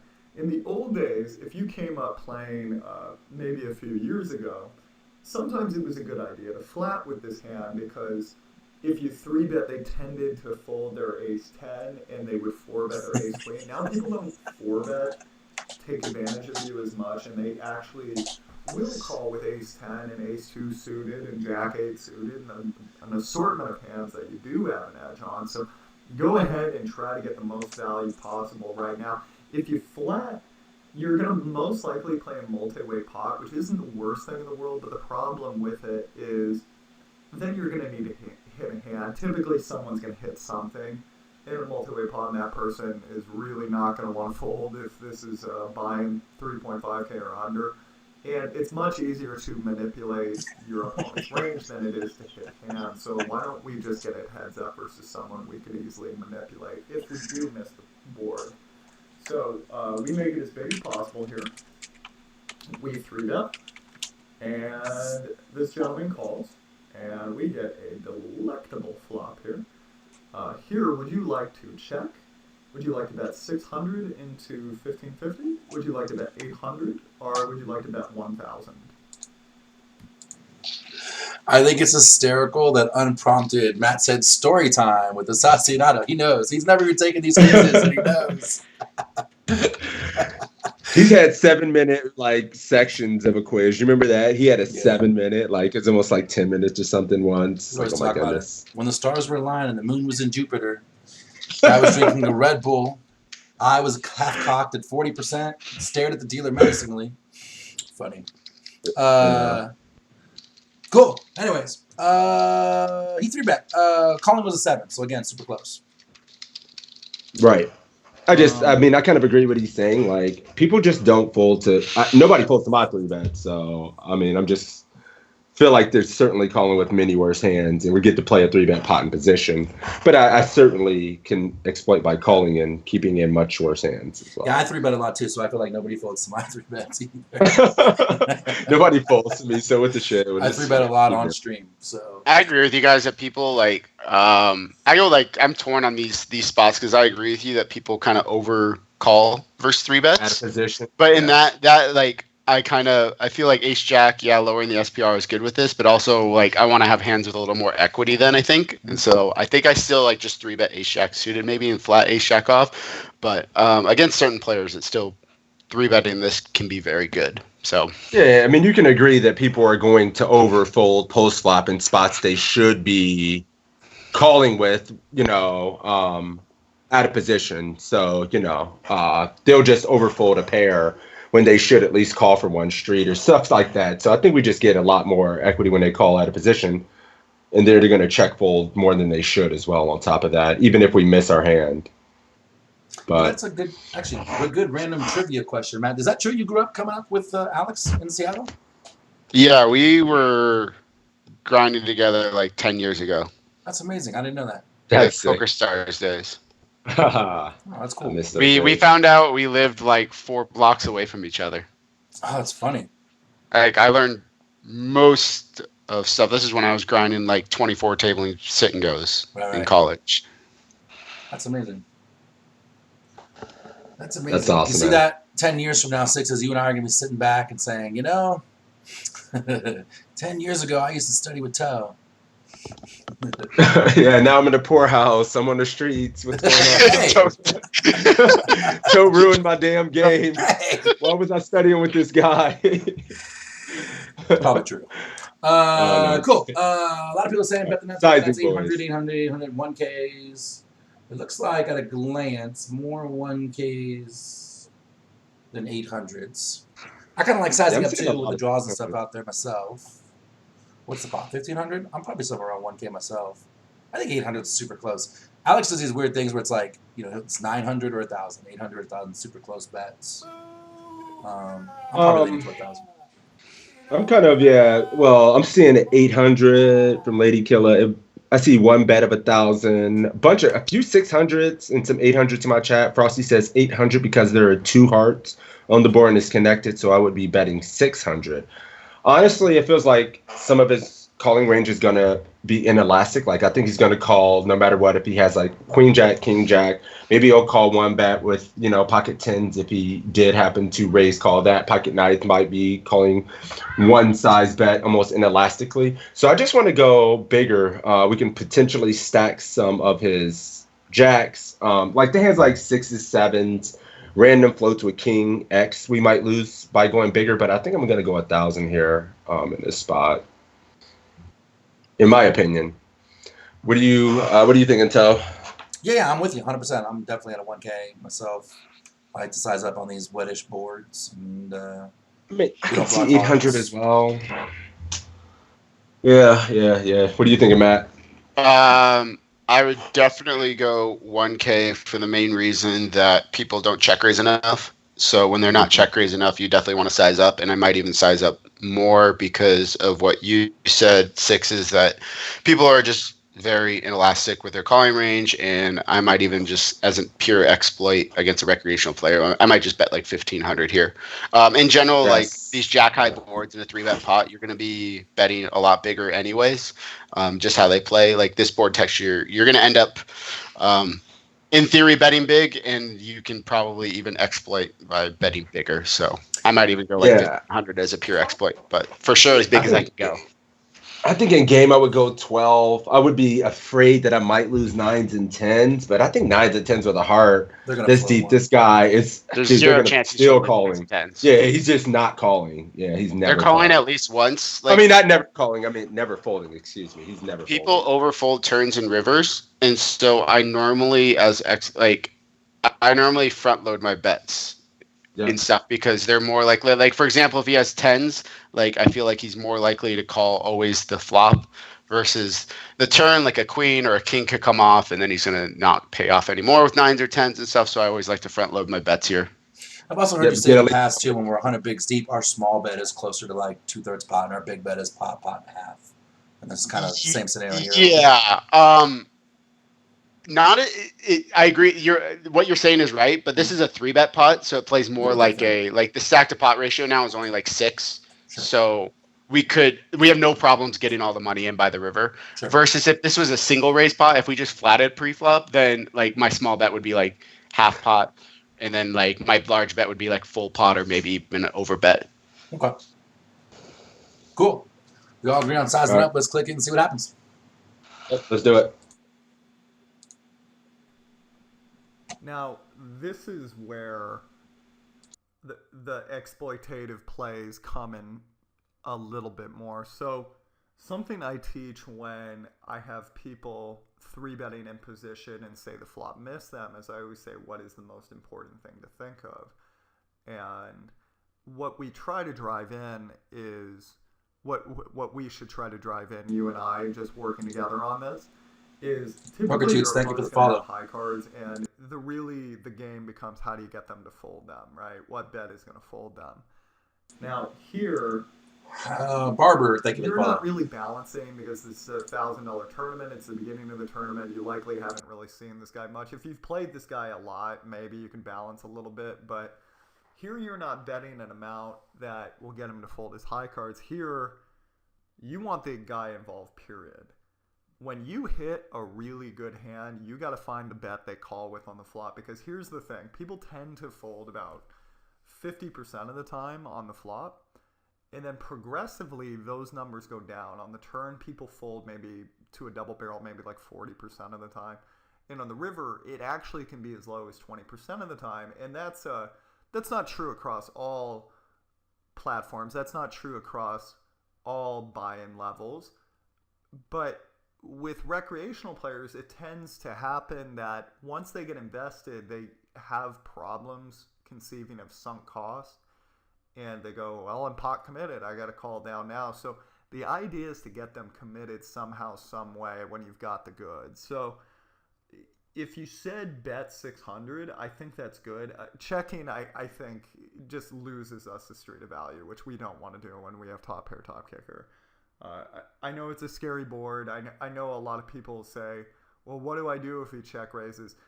Check raises tend to be pretty low at low to mid stakes. I've done a lot of surveys and I've looked at a lot of databases to figure out it tends to be around 10% of the time or south of that, which if you think about it, you flop a set, 2 pair, or just an amazing draw, like 9, 10 of hearts or something like that. You do that about 1 time out of 10, so that's pretty consistent with value. Somebody who just check raise hands for value. So I wouldn't worry about that too much, and I wouldn't let that drive you into a check that's going to cost you value. If he were to check raise you here, let's discuss that. In the actual hand, that doesn't happen. But if this person were to check raise you here, you'd have to ask yourself, is he doing that? Does he do that with X? And X is a hand that you beat. So does he do that with King Jack? Most likely not. Does he do that with a heart draw? A lot of guys won't do that with a heart draw. So you could even conceivably, versus a very basic opponent, fold here. But you're not going to see that often. And also, if the guy check raises just out of fury, they tend to have a little bit of a timing tell, so look for that. It just kind of turns into 1, 2, 3, screw it. But most of the time, you're not going to run into the check raise, and if you do, it tends to be the hand, so I wouldn't worry about it too much. So if you said bet 600, that does, I think, get the person wrapped in. I think 800 probably is the maximum you could get into this pot without the guy really blinking an eye and thinking about it. I think 1,000 registers a little bit different because it's the 2/3 bet. So let's go with the 800 here. And he does go ahead and call. And the turn is the 2 of spades. Now here, would you like to check? Would you like to bet 1,000 into 3150? Would you like to bet 2,000? Or would you like to bet 3,000?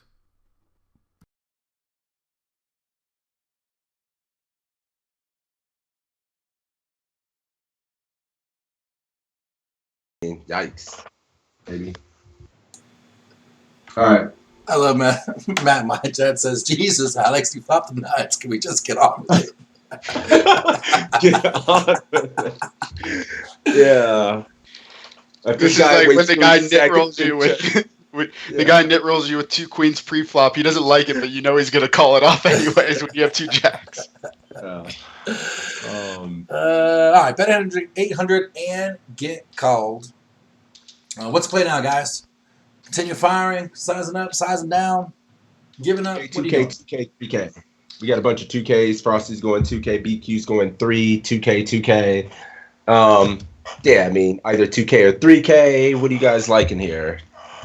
2K is going to put what? 40, 150 in the pot, and we're going to have like 6K behind. You feel like 3K is too much of a stack peanut flush? What are you seeing? You seeing a lot of 2Ks as well, Toe? I see Machine Gun going 3K, of course. And a couple of 2Ks, a 3K, a 1K, a 2K. Yeah, it looks like more 2Ks than anything else. Yeah, we got a handful of 3Ks. Peanut Flush and Blosser. What's up, I do? Going 3K. I don't know. I mean, I would tend to. Are we gonna? What's gonna fold the 3K? You know, that won't call 2K. I mean, what's going to fold, you know, to a slightly bigger size? What are we going to lose by going 1K more? It's probably still calling with, probably folding out flush draws for both sizes no matter what. I think people tend to call flush draws down too Flush far. draws if they're getting a better price, yeah. You know, like you said, this is a $1,000 live tournament. Like, I just feel like they're equivalent to an $11 online tournament. So I don't think these guys are folding a lot of flush draws, even though they should, maybe. I mean, I would always go 2K here. But I feel like 3K might chase them away. So I'm kind of leaning 2K myself.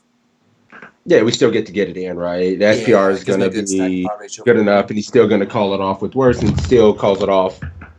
Not getting a great price with the flush draw. We get value from that and some of the straight draws as well. If he has like 9-10 or something like that, or a queen 10 or something, we don't have to worry about getting check raised here either, unless he has some set or something like that that still didn't check raise flop or overpaired it and check raise flop.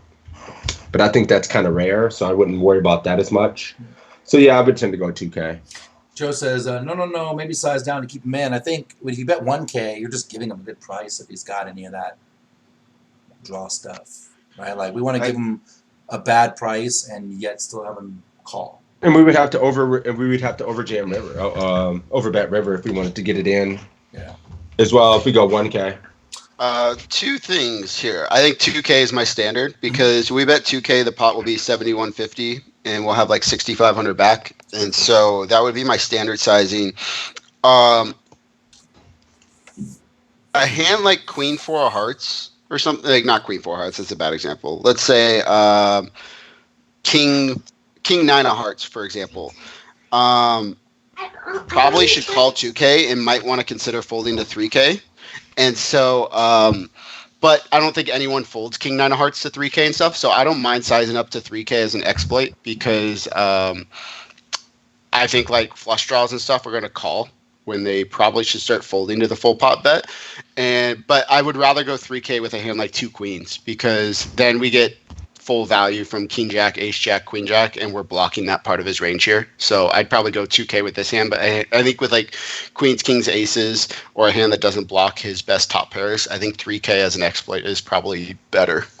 Because he just has more Jack X. I like that a lot. Yeah, he has more Jack X, and he'll probably be the mistake of calling with flush draws when his hand is fairly face up and likely doesn't get the implied odds that he needs. Like, I think he should just fold a lot of those flush draws to the bigger bets. I fold a lot out of position with these flush draws because people don't bluff river enough when the heart comes in, and it's too obvious when you like just open jam river then, and so you don't really in the right price. So 2K is fine. 3K, 2K should be standard, or go 3K as an exploit against very sticky players. Or if we had a hand that doesn't block, like if we had like a set of 8s or something. Actually, I guess a set of 8s doesn't need as much protection, but like queens or something. Queens would be the perfect candidate to like exploit size up. I like it. I like it a lot too. Cool. I feel like 2K is the best in this situation as well. So we're going to go 2K. I think a lot of you guys were going 2K. And for 1K, for the people that said 1K, I just feel like we can just still just get more. And it's not going to set up a river jam. We're going to have to overbet. And I just think it's going to be either 2 or 3K is a better option here, boys. So 2K it is. Let's do it. We're going to go ahead and bet here 2,000. I'll discuss why on the next slide. So we bet 2,000 and he calls, and the river is the 4 spades. He checks to you. Would you like to check? Would you like to bet 2,000? Would you like to bet 4,000? Or would you like to bet all in?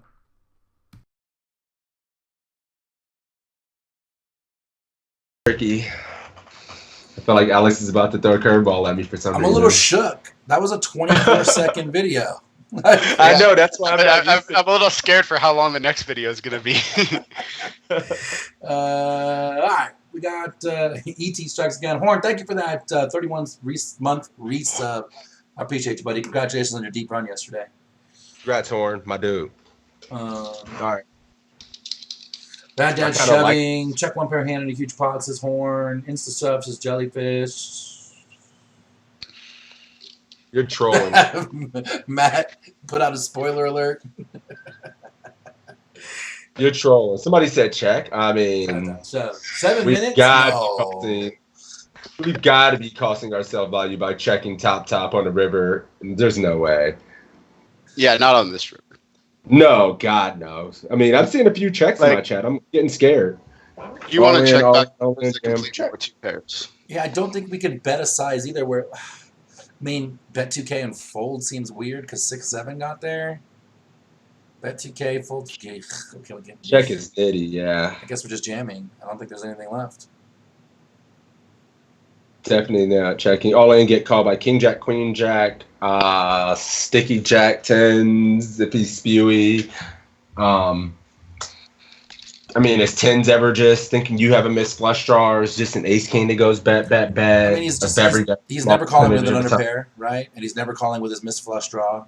And so I mean, I'm just jamming. I think the jack for the most part. And just like we've got ourselves to this point with this SPR to jam. I guess the case would be where we get called by like 9s and 10s if we go 4K. You know, is he that kind of guy? But me, I'm just jamming. Maybe we get called more, but we'll see. We don't need to ask Matt. He said he'd like to add on and wager more chips, please. He's putting his car note on there, his house keys. I'd like to wager more chips than are available. He bet his dog. He bet everyone. Everything. Just a snap jam. I wouldn't wager my dog here, and I love my dog more than anything.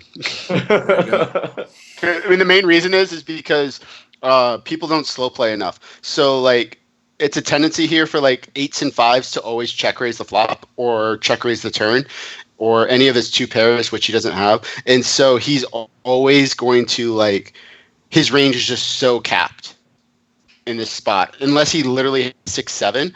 And I think there's a decent chance that 6-7 just open jams the river here because people just get excited when they get there. So it's like, I literally can't think of almost any hand other than maybe 5-4 suited is like the only hand we lose to, which there's 2 combos of. It's probably just 5-4 hearts. It's probably just one combo. Yeah, man, I don't see any other option. Let's jam and get it over with. Yeah. Let's do it. Now, I hope that it became obvious what we were trying to do here. You should shove on the river, by the way. Now, let's back this up to the turn and let's discuss our options on the turn. Now, there might be some of you that are watching this hand and you're going, "Hey now, Alex, this hand seemed fairly on the nose." And you would be right, but it's also my job to teach fundamentals. Poker coaches, I've been guilty of this myself as well. When I was giving, I did about 20 hands from my WPTs and my I was playing up in Philadelphia and stuff like that, and it wasn't fundamentals. It was all hands that were really exciting and fun. When I go play a poker tournament, I'm really looking forward to the brain teasers, the really difficult hands, and trying to solve them. That's the stuff that really gets me going, because I feel if I can handle those hands on the margins better than the other person, I will come out ahead. That's what gets me going, and if I had a preference, I would teach only that, because that gets me going. But my job is to get you winning. It's not to entertain myself. And this is something a lot of people struggle with as far as fundamentals, and I just thought we should take a time to go over this. So first of all, I want you to notice that if at any point in the hand we played this differently, we're not getting his whole stack. Second of all, many people will watch this hand and they'll do really well in a simulation, but then I have to ask them, when was the last time you had top pair, top kicker, and you got the guy's entire stack on 3 streets? If the answer is it's been a while, that's concerning, because what that means is what we're probably doing in practice is a lot of guys they'll get this turn card and they'll check because they're worried about how big this size of the pot is getting. And it's like, no, let's not do that.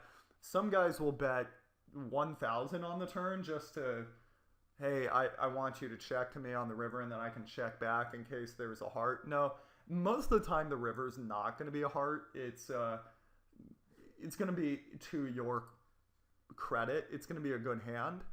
It's going to be a good card for you, so we shouldn't do that. If you said bet 3,000, a lot of people say bet 3,000 on the turn because they're getting really worried about those hard draws or straight draws coming in. That's not good either, because you do still have top pair, top kicker, and there's only one card to come, so most likely you have the best hand. And combinatoric-wise, what your opponent most likely has is a pair.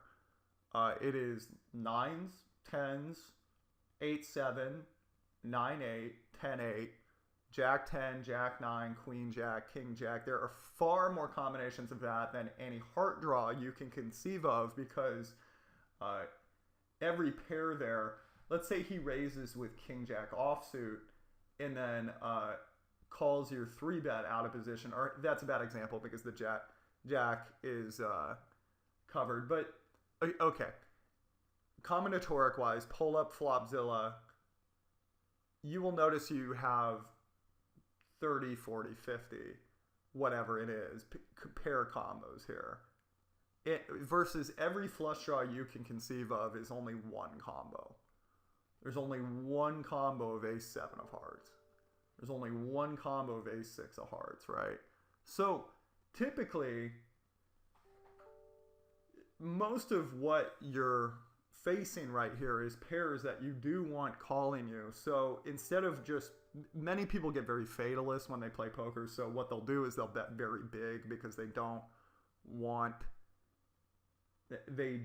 want the person to draw out on them.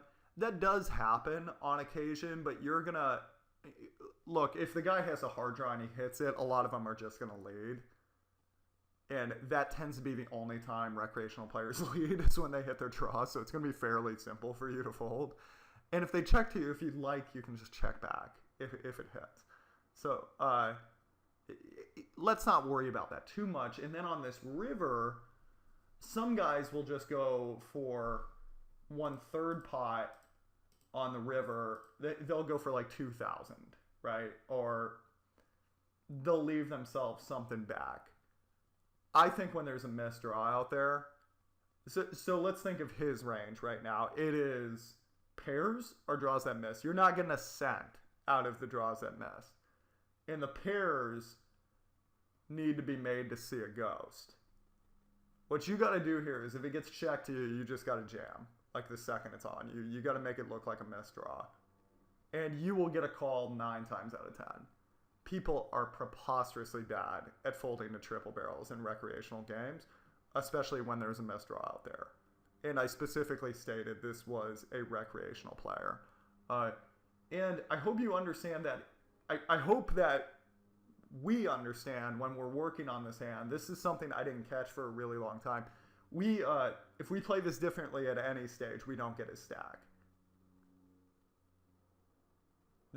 A lot of people think, oh, it's, I could 3-bet this hand with ace jack, but I don't know, I don't really want to. I call it. It's like, well, you might miss on the double up. You just that decision, you might miss on the double up. You'll end up playing like a little piddly pot you'll get like 10 big blinds, as opposed to getting the entire stack. People always ask, how do you get these big stacks in tournaments? And really what it is, you're identifying people that fold high cards. They're fairly easy to identify. They keep getting to the flop and they fold. Or they'll raise and c-bet the flop and then really easy check fold the turn.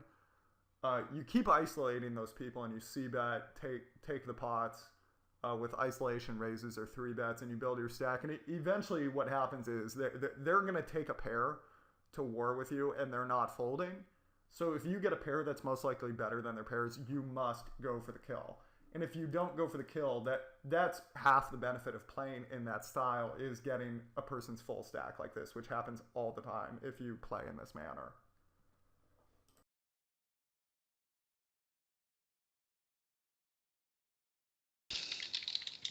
Wake up from your naps. Oh, did I? We made it, guys. So has we he made muted? All right, boys. That was 6 minutes. So, how's your kids? They grown? They still in school?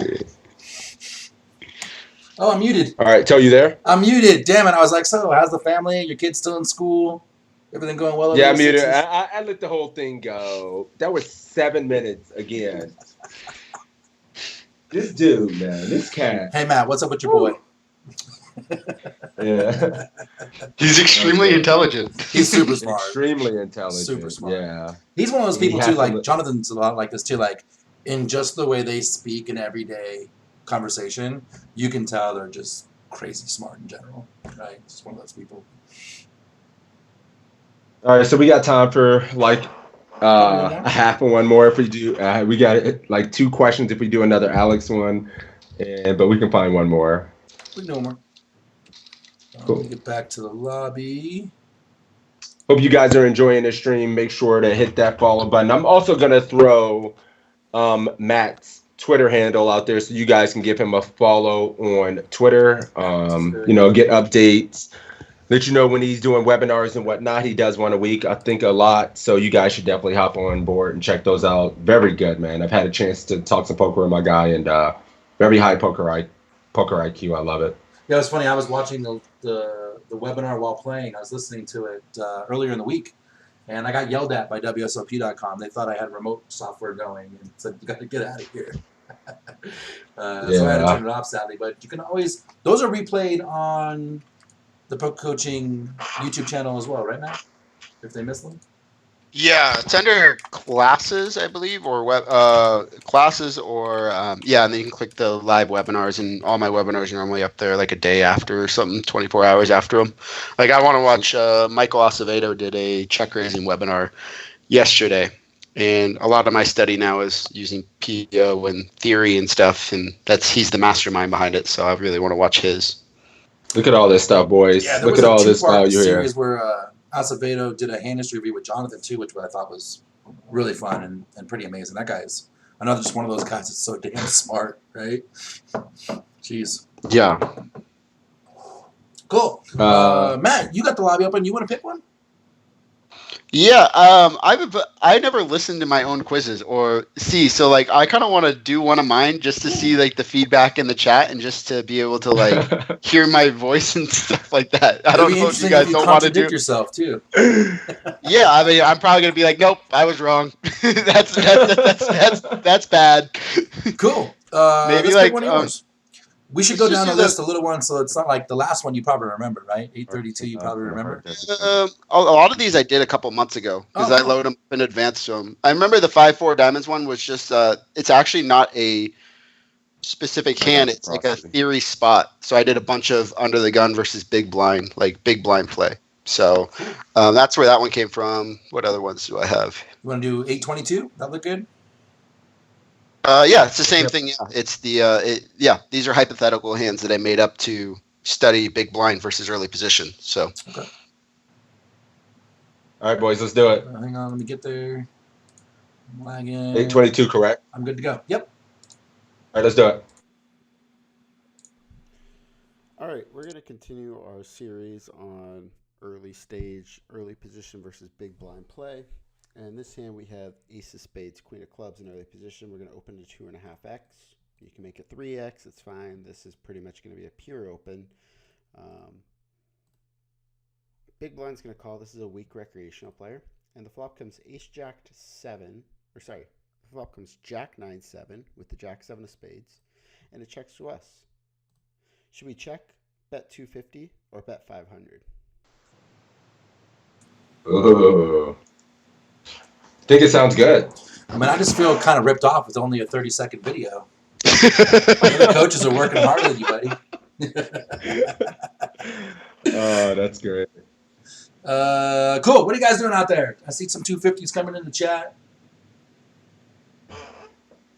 What are you guys What's up, doing? chat? What are See we better doing? know. Don't be Mercy's shy. got a 250. Ginger's got a 250.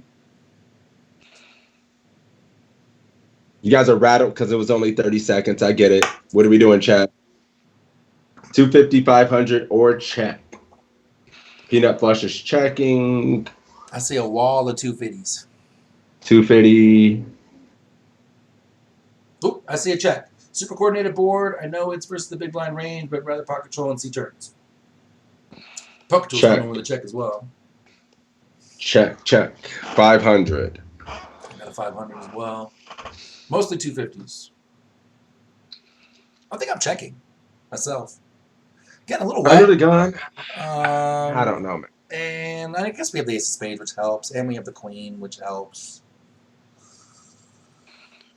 We can do that. I just don't know how many folds we get. I think this kind of I mean, hits a lot of his this range is my problem. in some sort of way.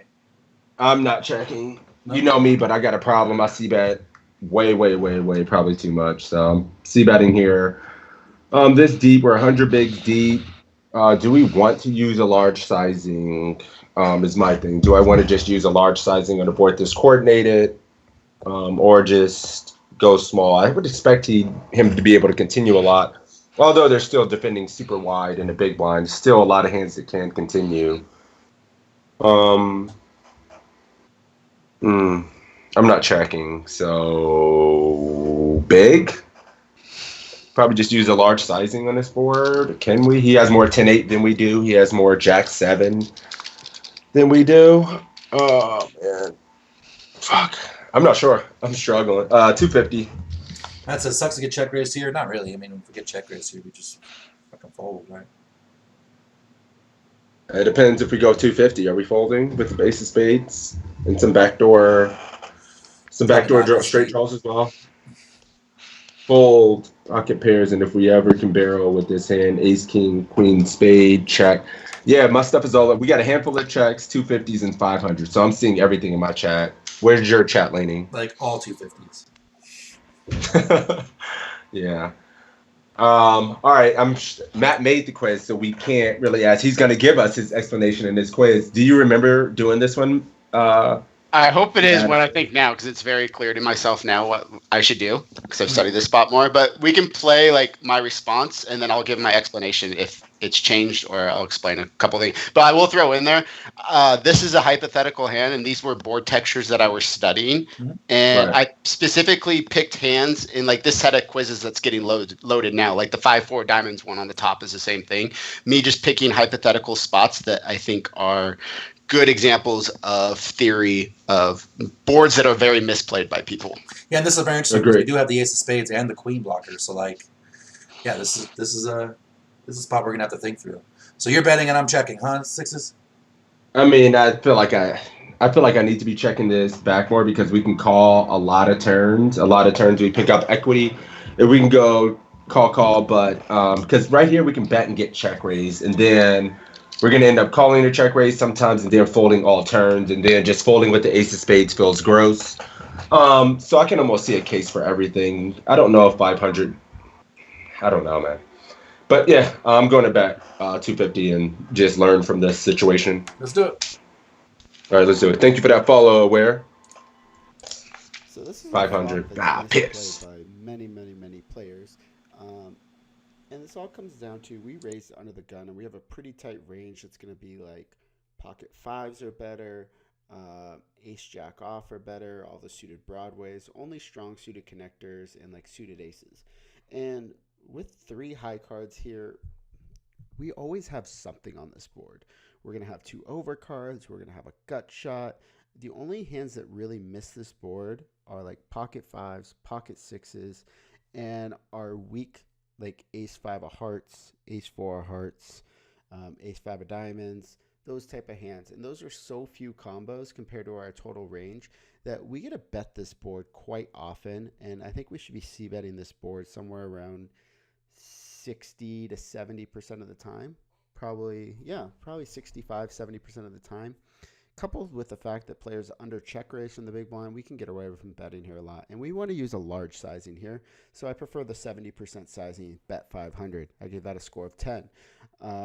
Bet 250 a score of 7, and checking a score of 3. Our particular hand is a really good c-bet candidate. We have 2 overcards. We have the ace of spades blocker, which, we block now 13 combos of nut flush draws that our opponent could have. So that's very important. And if he calls, we have backdoor straight draws with the queen. Lots of things that could still go for us. So I think this is a pretty easy bet for the large sizing. And because it's such a wet connected board, we do want to bet large to charge some hands and also put hands like 7-5 of diamonds in a tough spot.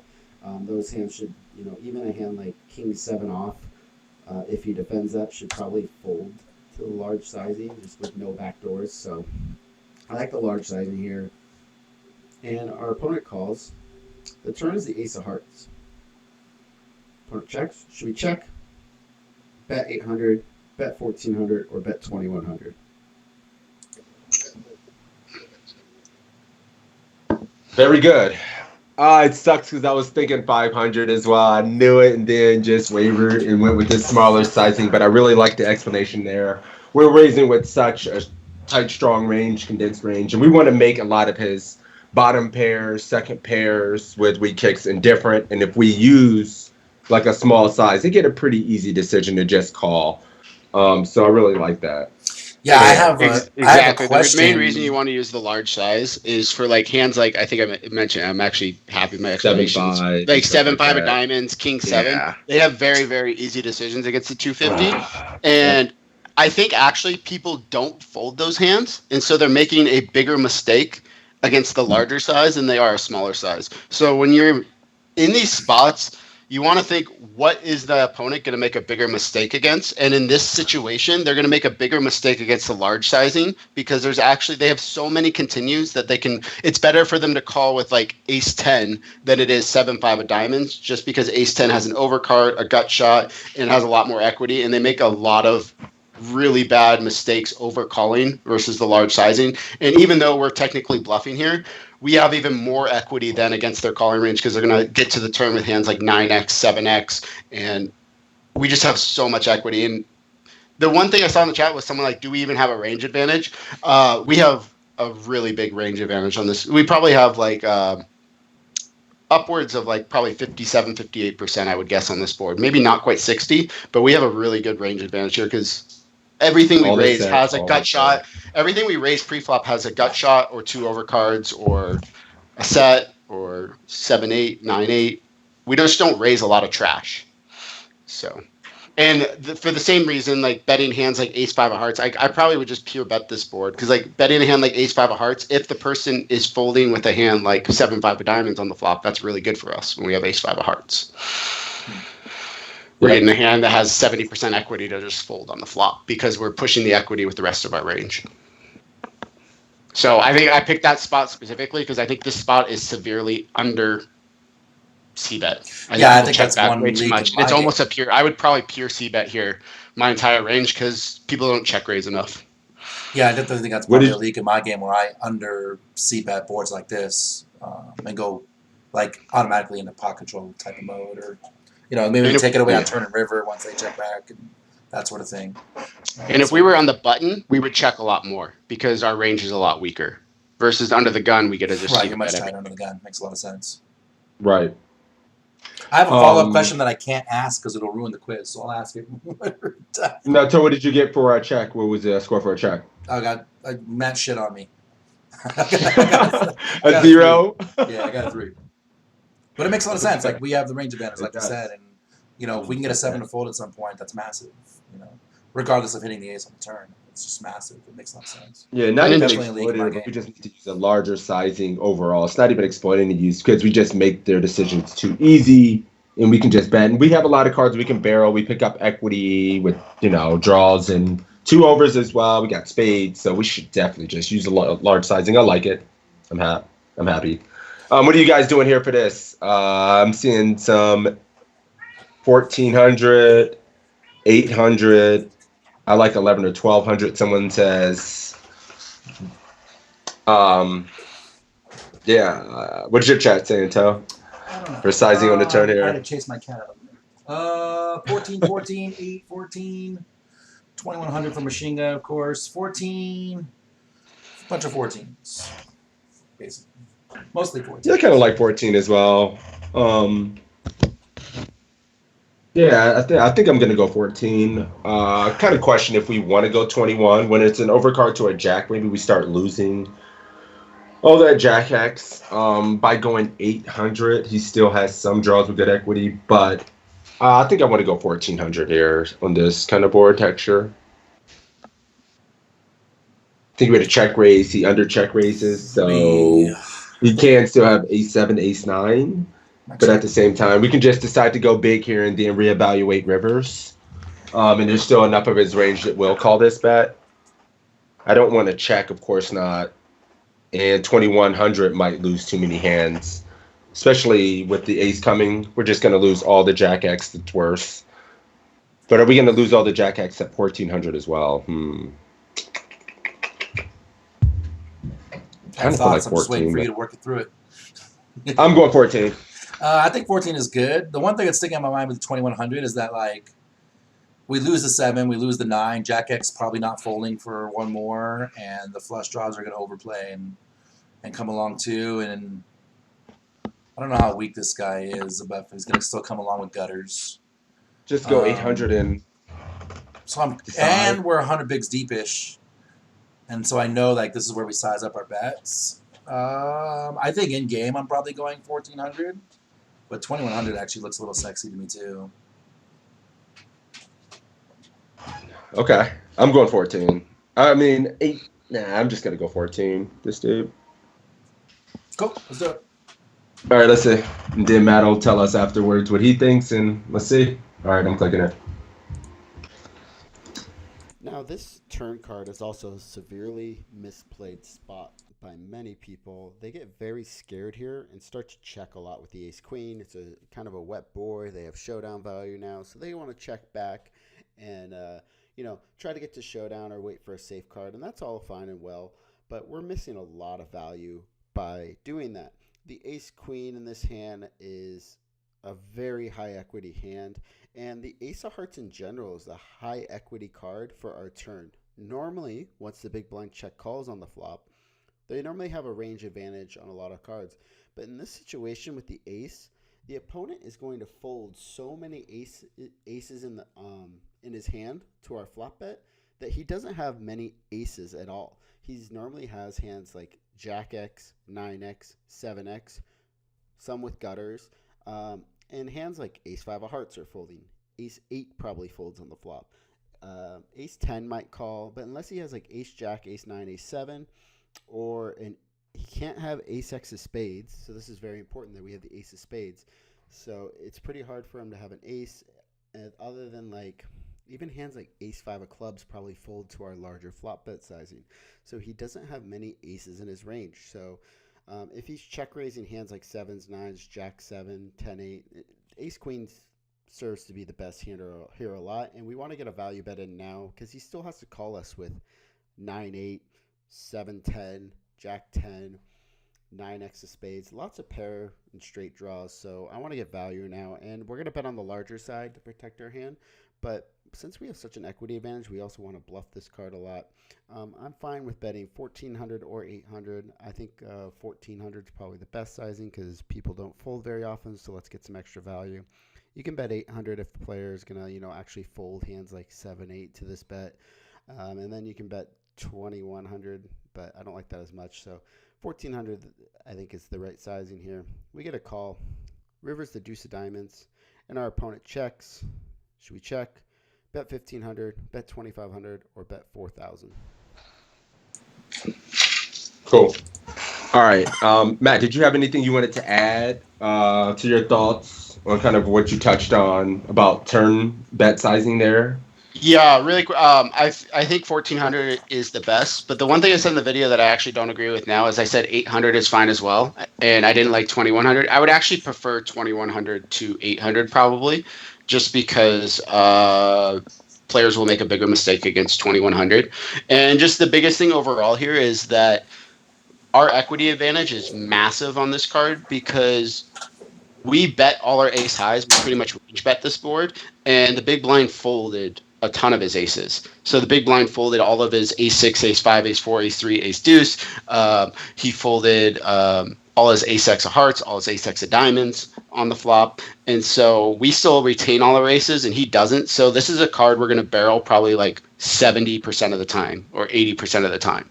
Like every king, queen, queen 10, I probably start turning 7x into a bluff here and like maybe start barreling through with sixes and fives here and stuff to put a lot of pressure on his pairs. Like pocket fives, I might just go bet shove here to like bet and then shove river to get hands like 7, 8, 9, 10, jack 10, all those pair plus gut shots to fold. And because we have so much value here, we can have ace jack, we can have ace nine suited, ace seven suited, sevens, nines, jacks, ace king, ace queen. We have so much value here that we can bluff a ton. And this is an under bluff spot because it's hard to find bluffs. So therefore, we need to get into like fives, sixes, 7x as our bluffs here. I agree, boys. You hear that? And we put a lot of pressure because he will still find calls on the turn.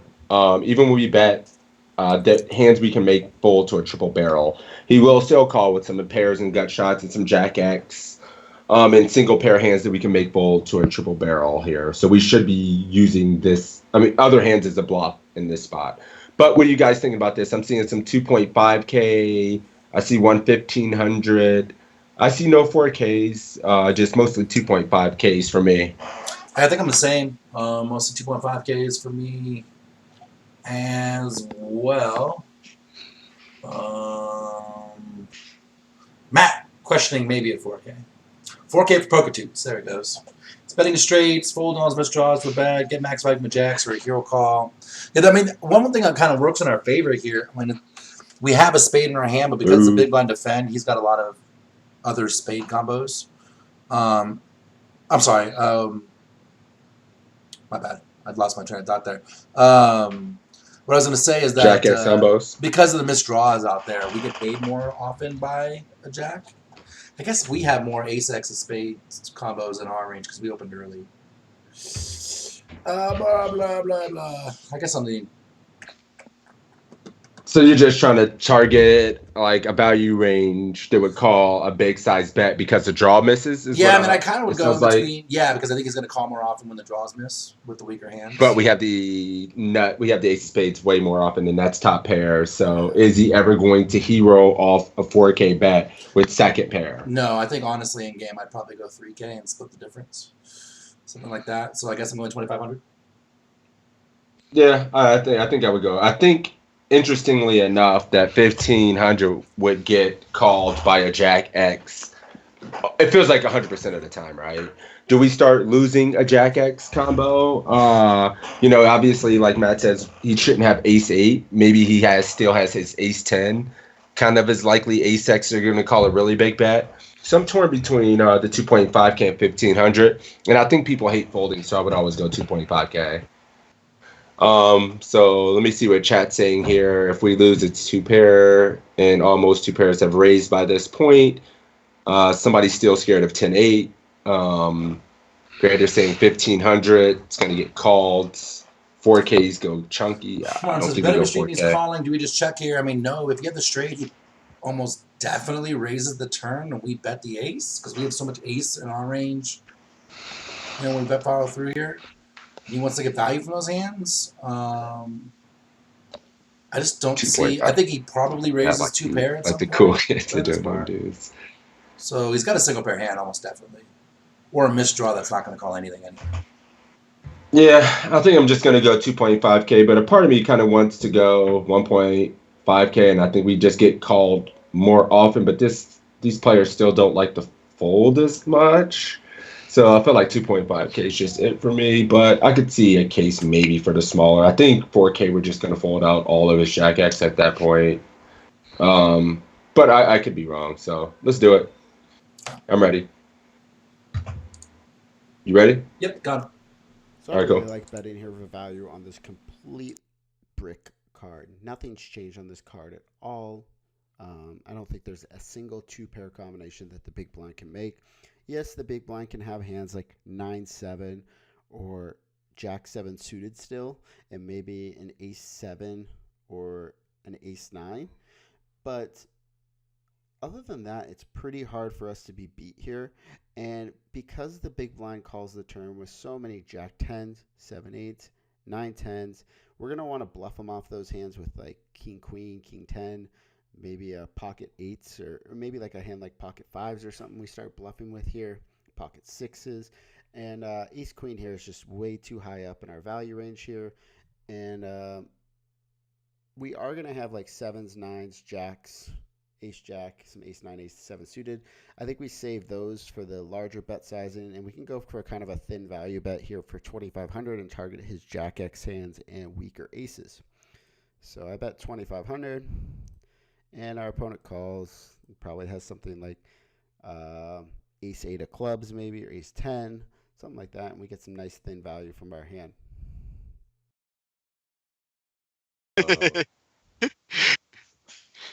You know what I like about this too is like Nice. at least Matt when he doesn't show down, because I know this is a hypothetical, but when he doesn't show down, he's like he probably has X, Y, and Z. Where Faraz just leaves you hanging, drops the mic, and walks out of the room.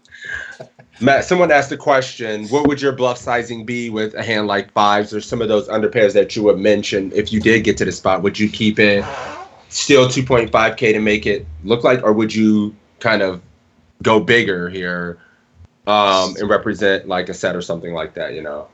So I think you can split both sides. I think 2,500 is fine. I actually answered 4K.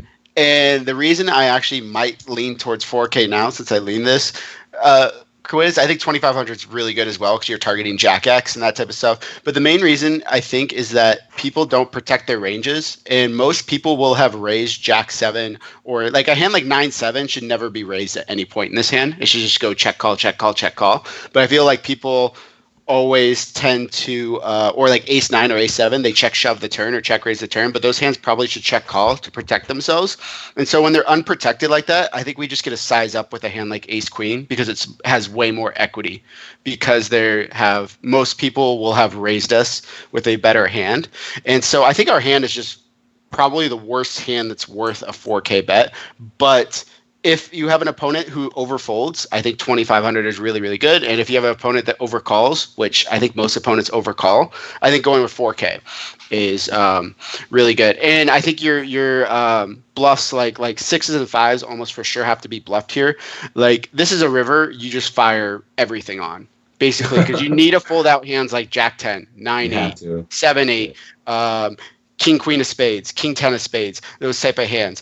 And I think the 4K, by going 4K too, you just get to up the sizing with your bluffs. Your bluffs get more fold equity. Your value hands get more value. But I probably would exploitively always go 4K with like 6s and 5s and those types of hands too. Like 6s and 5s are your two best bluffs on this board. And maybe 7X, because you don't want to, King Queen and Queen 10 are hands that you're trying to fold out. Like King, Queen of Spades, Queen 10 of Spades, those are types of hands that you're trying to fold out. So you really don't want to have a King or a Queen in your hand, and you really don't want to have a 10 or an 8 because you're trying to fold out Jack 10, 10 9, 9 8, Jack 8. And so the 6s and 5s don't interact at all with their snap fold range, which is going to be like a 9 8 or 10 9 that's going to snap fold. So you want to not interact with that. That's why 6s and 5s are such a good bluff here, even though they don't block any value. Nice. Hope that answered your question. I think that was very good, and I agree. We would definitely maybe split and go much bigger, empty the clip here, and we need to use those hands as bluffs in those spots as well. So, yeah, this is That was the last one, boys. It is 2 p.m. We made it. We did it. Matt, we appreciate you coming out, man. That was very good. We hope to do this again sometime, man. And guys, make sure to hit that follow button for Matt. He doesn't stream yet. I don't know if he ever will. I'm just throwing that out there. But I'm going to go ahead and throw out his Twitter so you guys can give him a follow. I'm Yeah, I going really to type appreciate into you my taking chat the time, too, man. if you guys don't mind. I'm going to type my email for if they're interested in private coaching or anything like that. I'm going to throw that out there. Absolutely. Yeah, he does do private coaching, guys. So make sure. Actually, Go ahead. I'm just going to put my website so I don't put my email, and there's a contact page on my website. Perfect. So, Yep, that works. Yeah, if you want to share that, we'll make sure to share it to our communities. And guys, check him out. He's awesome. Yeah, I really appreciate your time, man. It was really nice for you to wake up early on a Saturday and come do this with us, man. It was fun. I'm an early morning person. I'm up early anyway. So, I yeah, no, I enjoyed it a lot. I think it was really good. I enjoyed hearing one of my quizzes. And so thanks for everyone in the chat. It was a lot of fun. Good interaction. And check out my webinar on Wednesday at 4 p.m. on poker coaching. And check out a lot of my content on there. And there's more in the works of content. And so a lot more to come from me on pokercoaching.com, and also doing a lot of private coaching and stuff. So hit me up on there. Hey, Matt, if you could post your link in my chat one more time, I gave you the allow. It blocked your link. Yeah. I'm in this stream chat or whatever. Is that, will both chats see it? No, my chat doesn't see it. Okay, so let me. If you post it in my chat, I can copy and paste it in Six's. I have admin rights in his. Okay, I'm going to close out Six's chat then. Yeah, so guys, once again, this is pokercoaching.com study session stream. We do this every Saturday at 9 a.m. because West Coast is the best coast. I don't want Matt to yell at me. And 9 a.m. Pacific, noon Eastern, every Saturday. I record these. I put them on my YouTube channel. You can see this one and everyone we've ever done. If you have any questions, reach out. You can reach out there. I'll answer them. If you have questions for Sixes or Matt, I can get in contact with them and make sure that they get your questions as well and get you some answers. Exclamation point PC in my chat, exclamation point PC in Six's chat, and you'll get a link to sign up for free for pokercoaching.com, where until the end of the month, this next couple of days, you can get access to the premium stuff as well. For the free content, you get 20 quizzes, charts for 100 blinds and more, homework, just webinars every week. Matt does his on Wednesday, so make sure to tune in on that. Plus, there are some staking opportunities, and one of the ways you get staked is by taking these quizzes and doing well, and they'll make sure that you are a good investment. And the last guy they invested in, I think, went to like a day 3. I believe he was British, and he went day 3. So nice. Tony. Yeah, Tony. There you go. So yeah, and that's it. Sixes. Did I miss anything? I got the staking this time. Yeah, you hit everything, man. And I think I learned a lot today. I really appreciate it. You guys are awesome. Thank you guys for the participation. Good luck to everybody who's playing today. Tomorrow's a very big day. And yeah, I look forward to continuing to do these, get better. And man, I had a great time today. Thank you guys for everything. I believe I won today. I'm just going to say it. I'm not even going to ask you. I'm going to tell you I won. All right, we'll give you this one. No, I'm kidding. I got you. You're due. I'm due for a dub, right? Yeah. No, I'll go ahead and kick that over to Toe. So go ahead, guys. Make sure to give my man a Toe a follow when you get over there. We're going to have a little giveaway. Make sure to give Matt some love as well. And thank you guys. Enjoy your days. I'm out of here, boys. See you, man. Thanks. All right. See you, buddy. I'm going to send him over. I'm going to send over to Sixes Mafia real quick. All right, boys. Have a good one. I'm out. All right, guys, they're coming over my way. We will do the giveaway. Let me get it set up. We'll do it. I'll make it up to you. If you want PayPal, I can give you PayPal. If you want ACR, I can send you ACR. You let me know what you like if you are the lucky winner, and I will send it one way or the other. Just whisper me, and with your pickup. Let's try this again. We had a little bourbon last night. Whisper me with your PayPal email address or your ACR screen name, and I will make sure you are taken care of. We're going to make this 0 tickets so that everyone can get along and get involved. And there goes the giveaway. Six is coming in with the resub. My man. Thank you, brother. So get in there. Get in there. We got some follows coming in. James the Bear, thank you for the follow. Jedi Blind Tricks, thank you for the follow.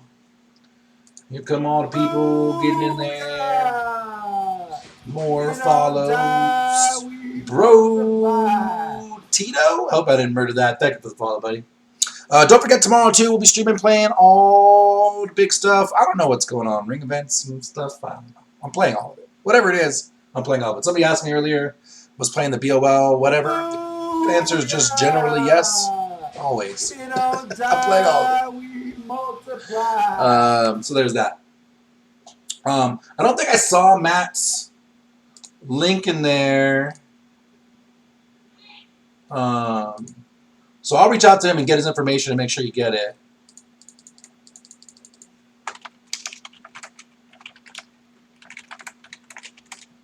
But you know what? I'm going to find it while we're waiting for people to get in here. I'll just find it myself. He's Matt Affleck.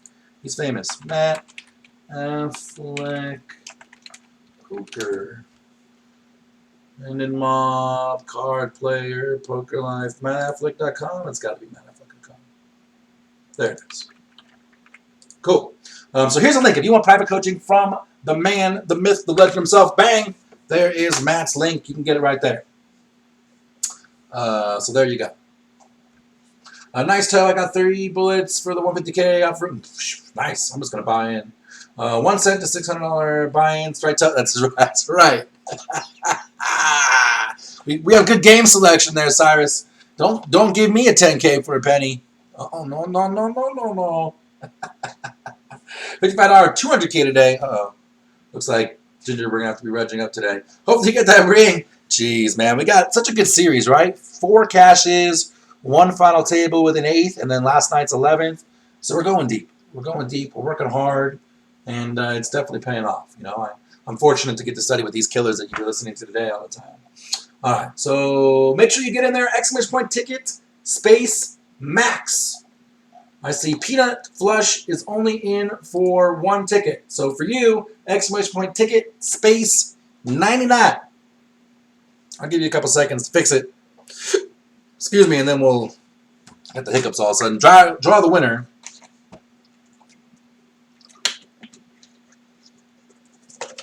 There he is. He got it. Let me make sure you're good.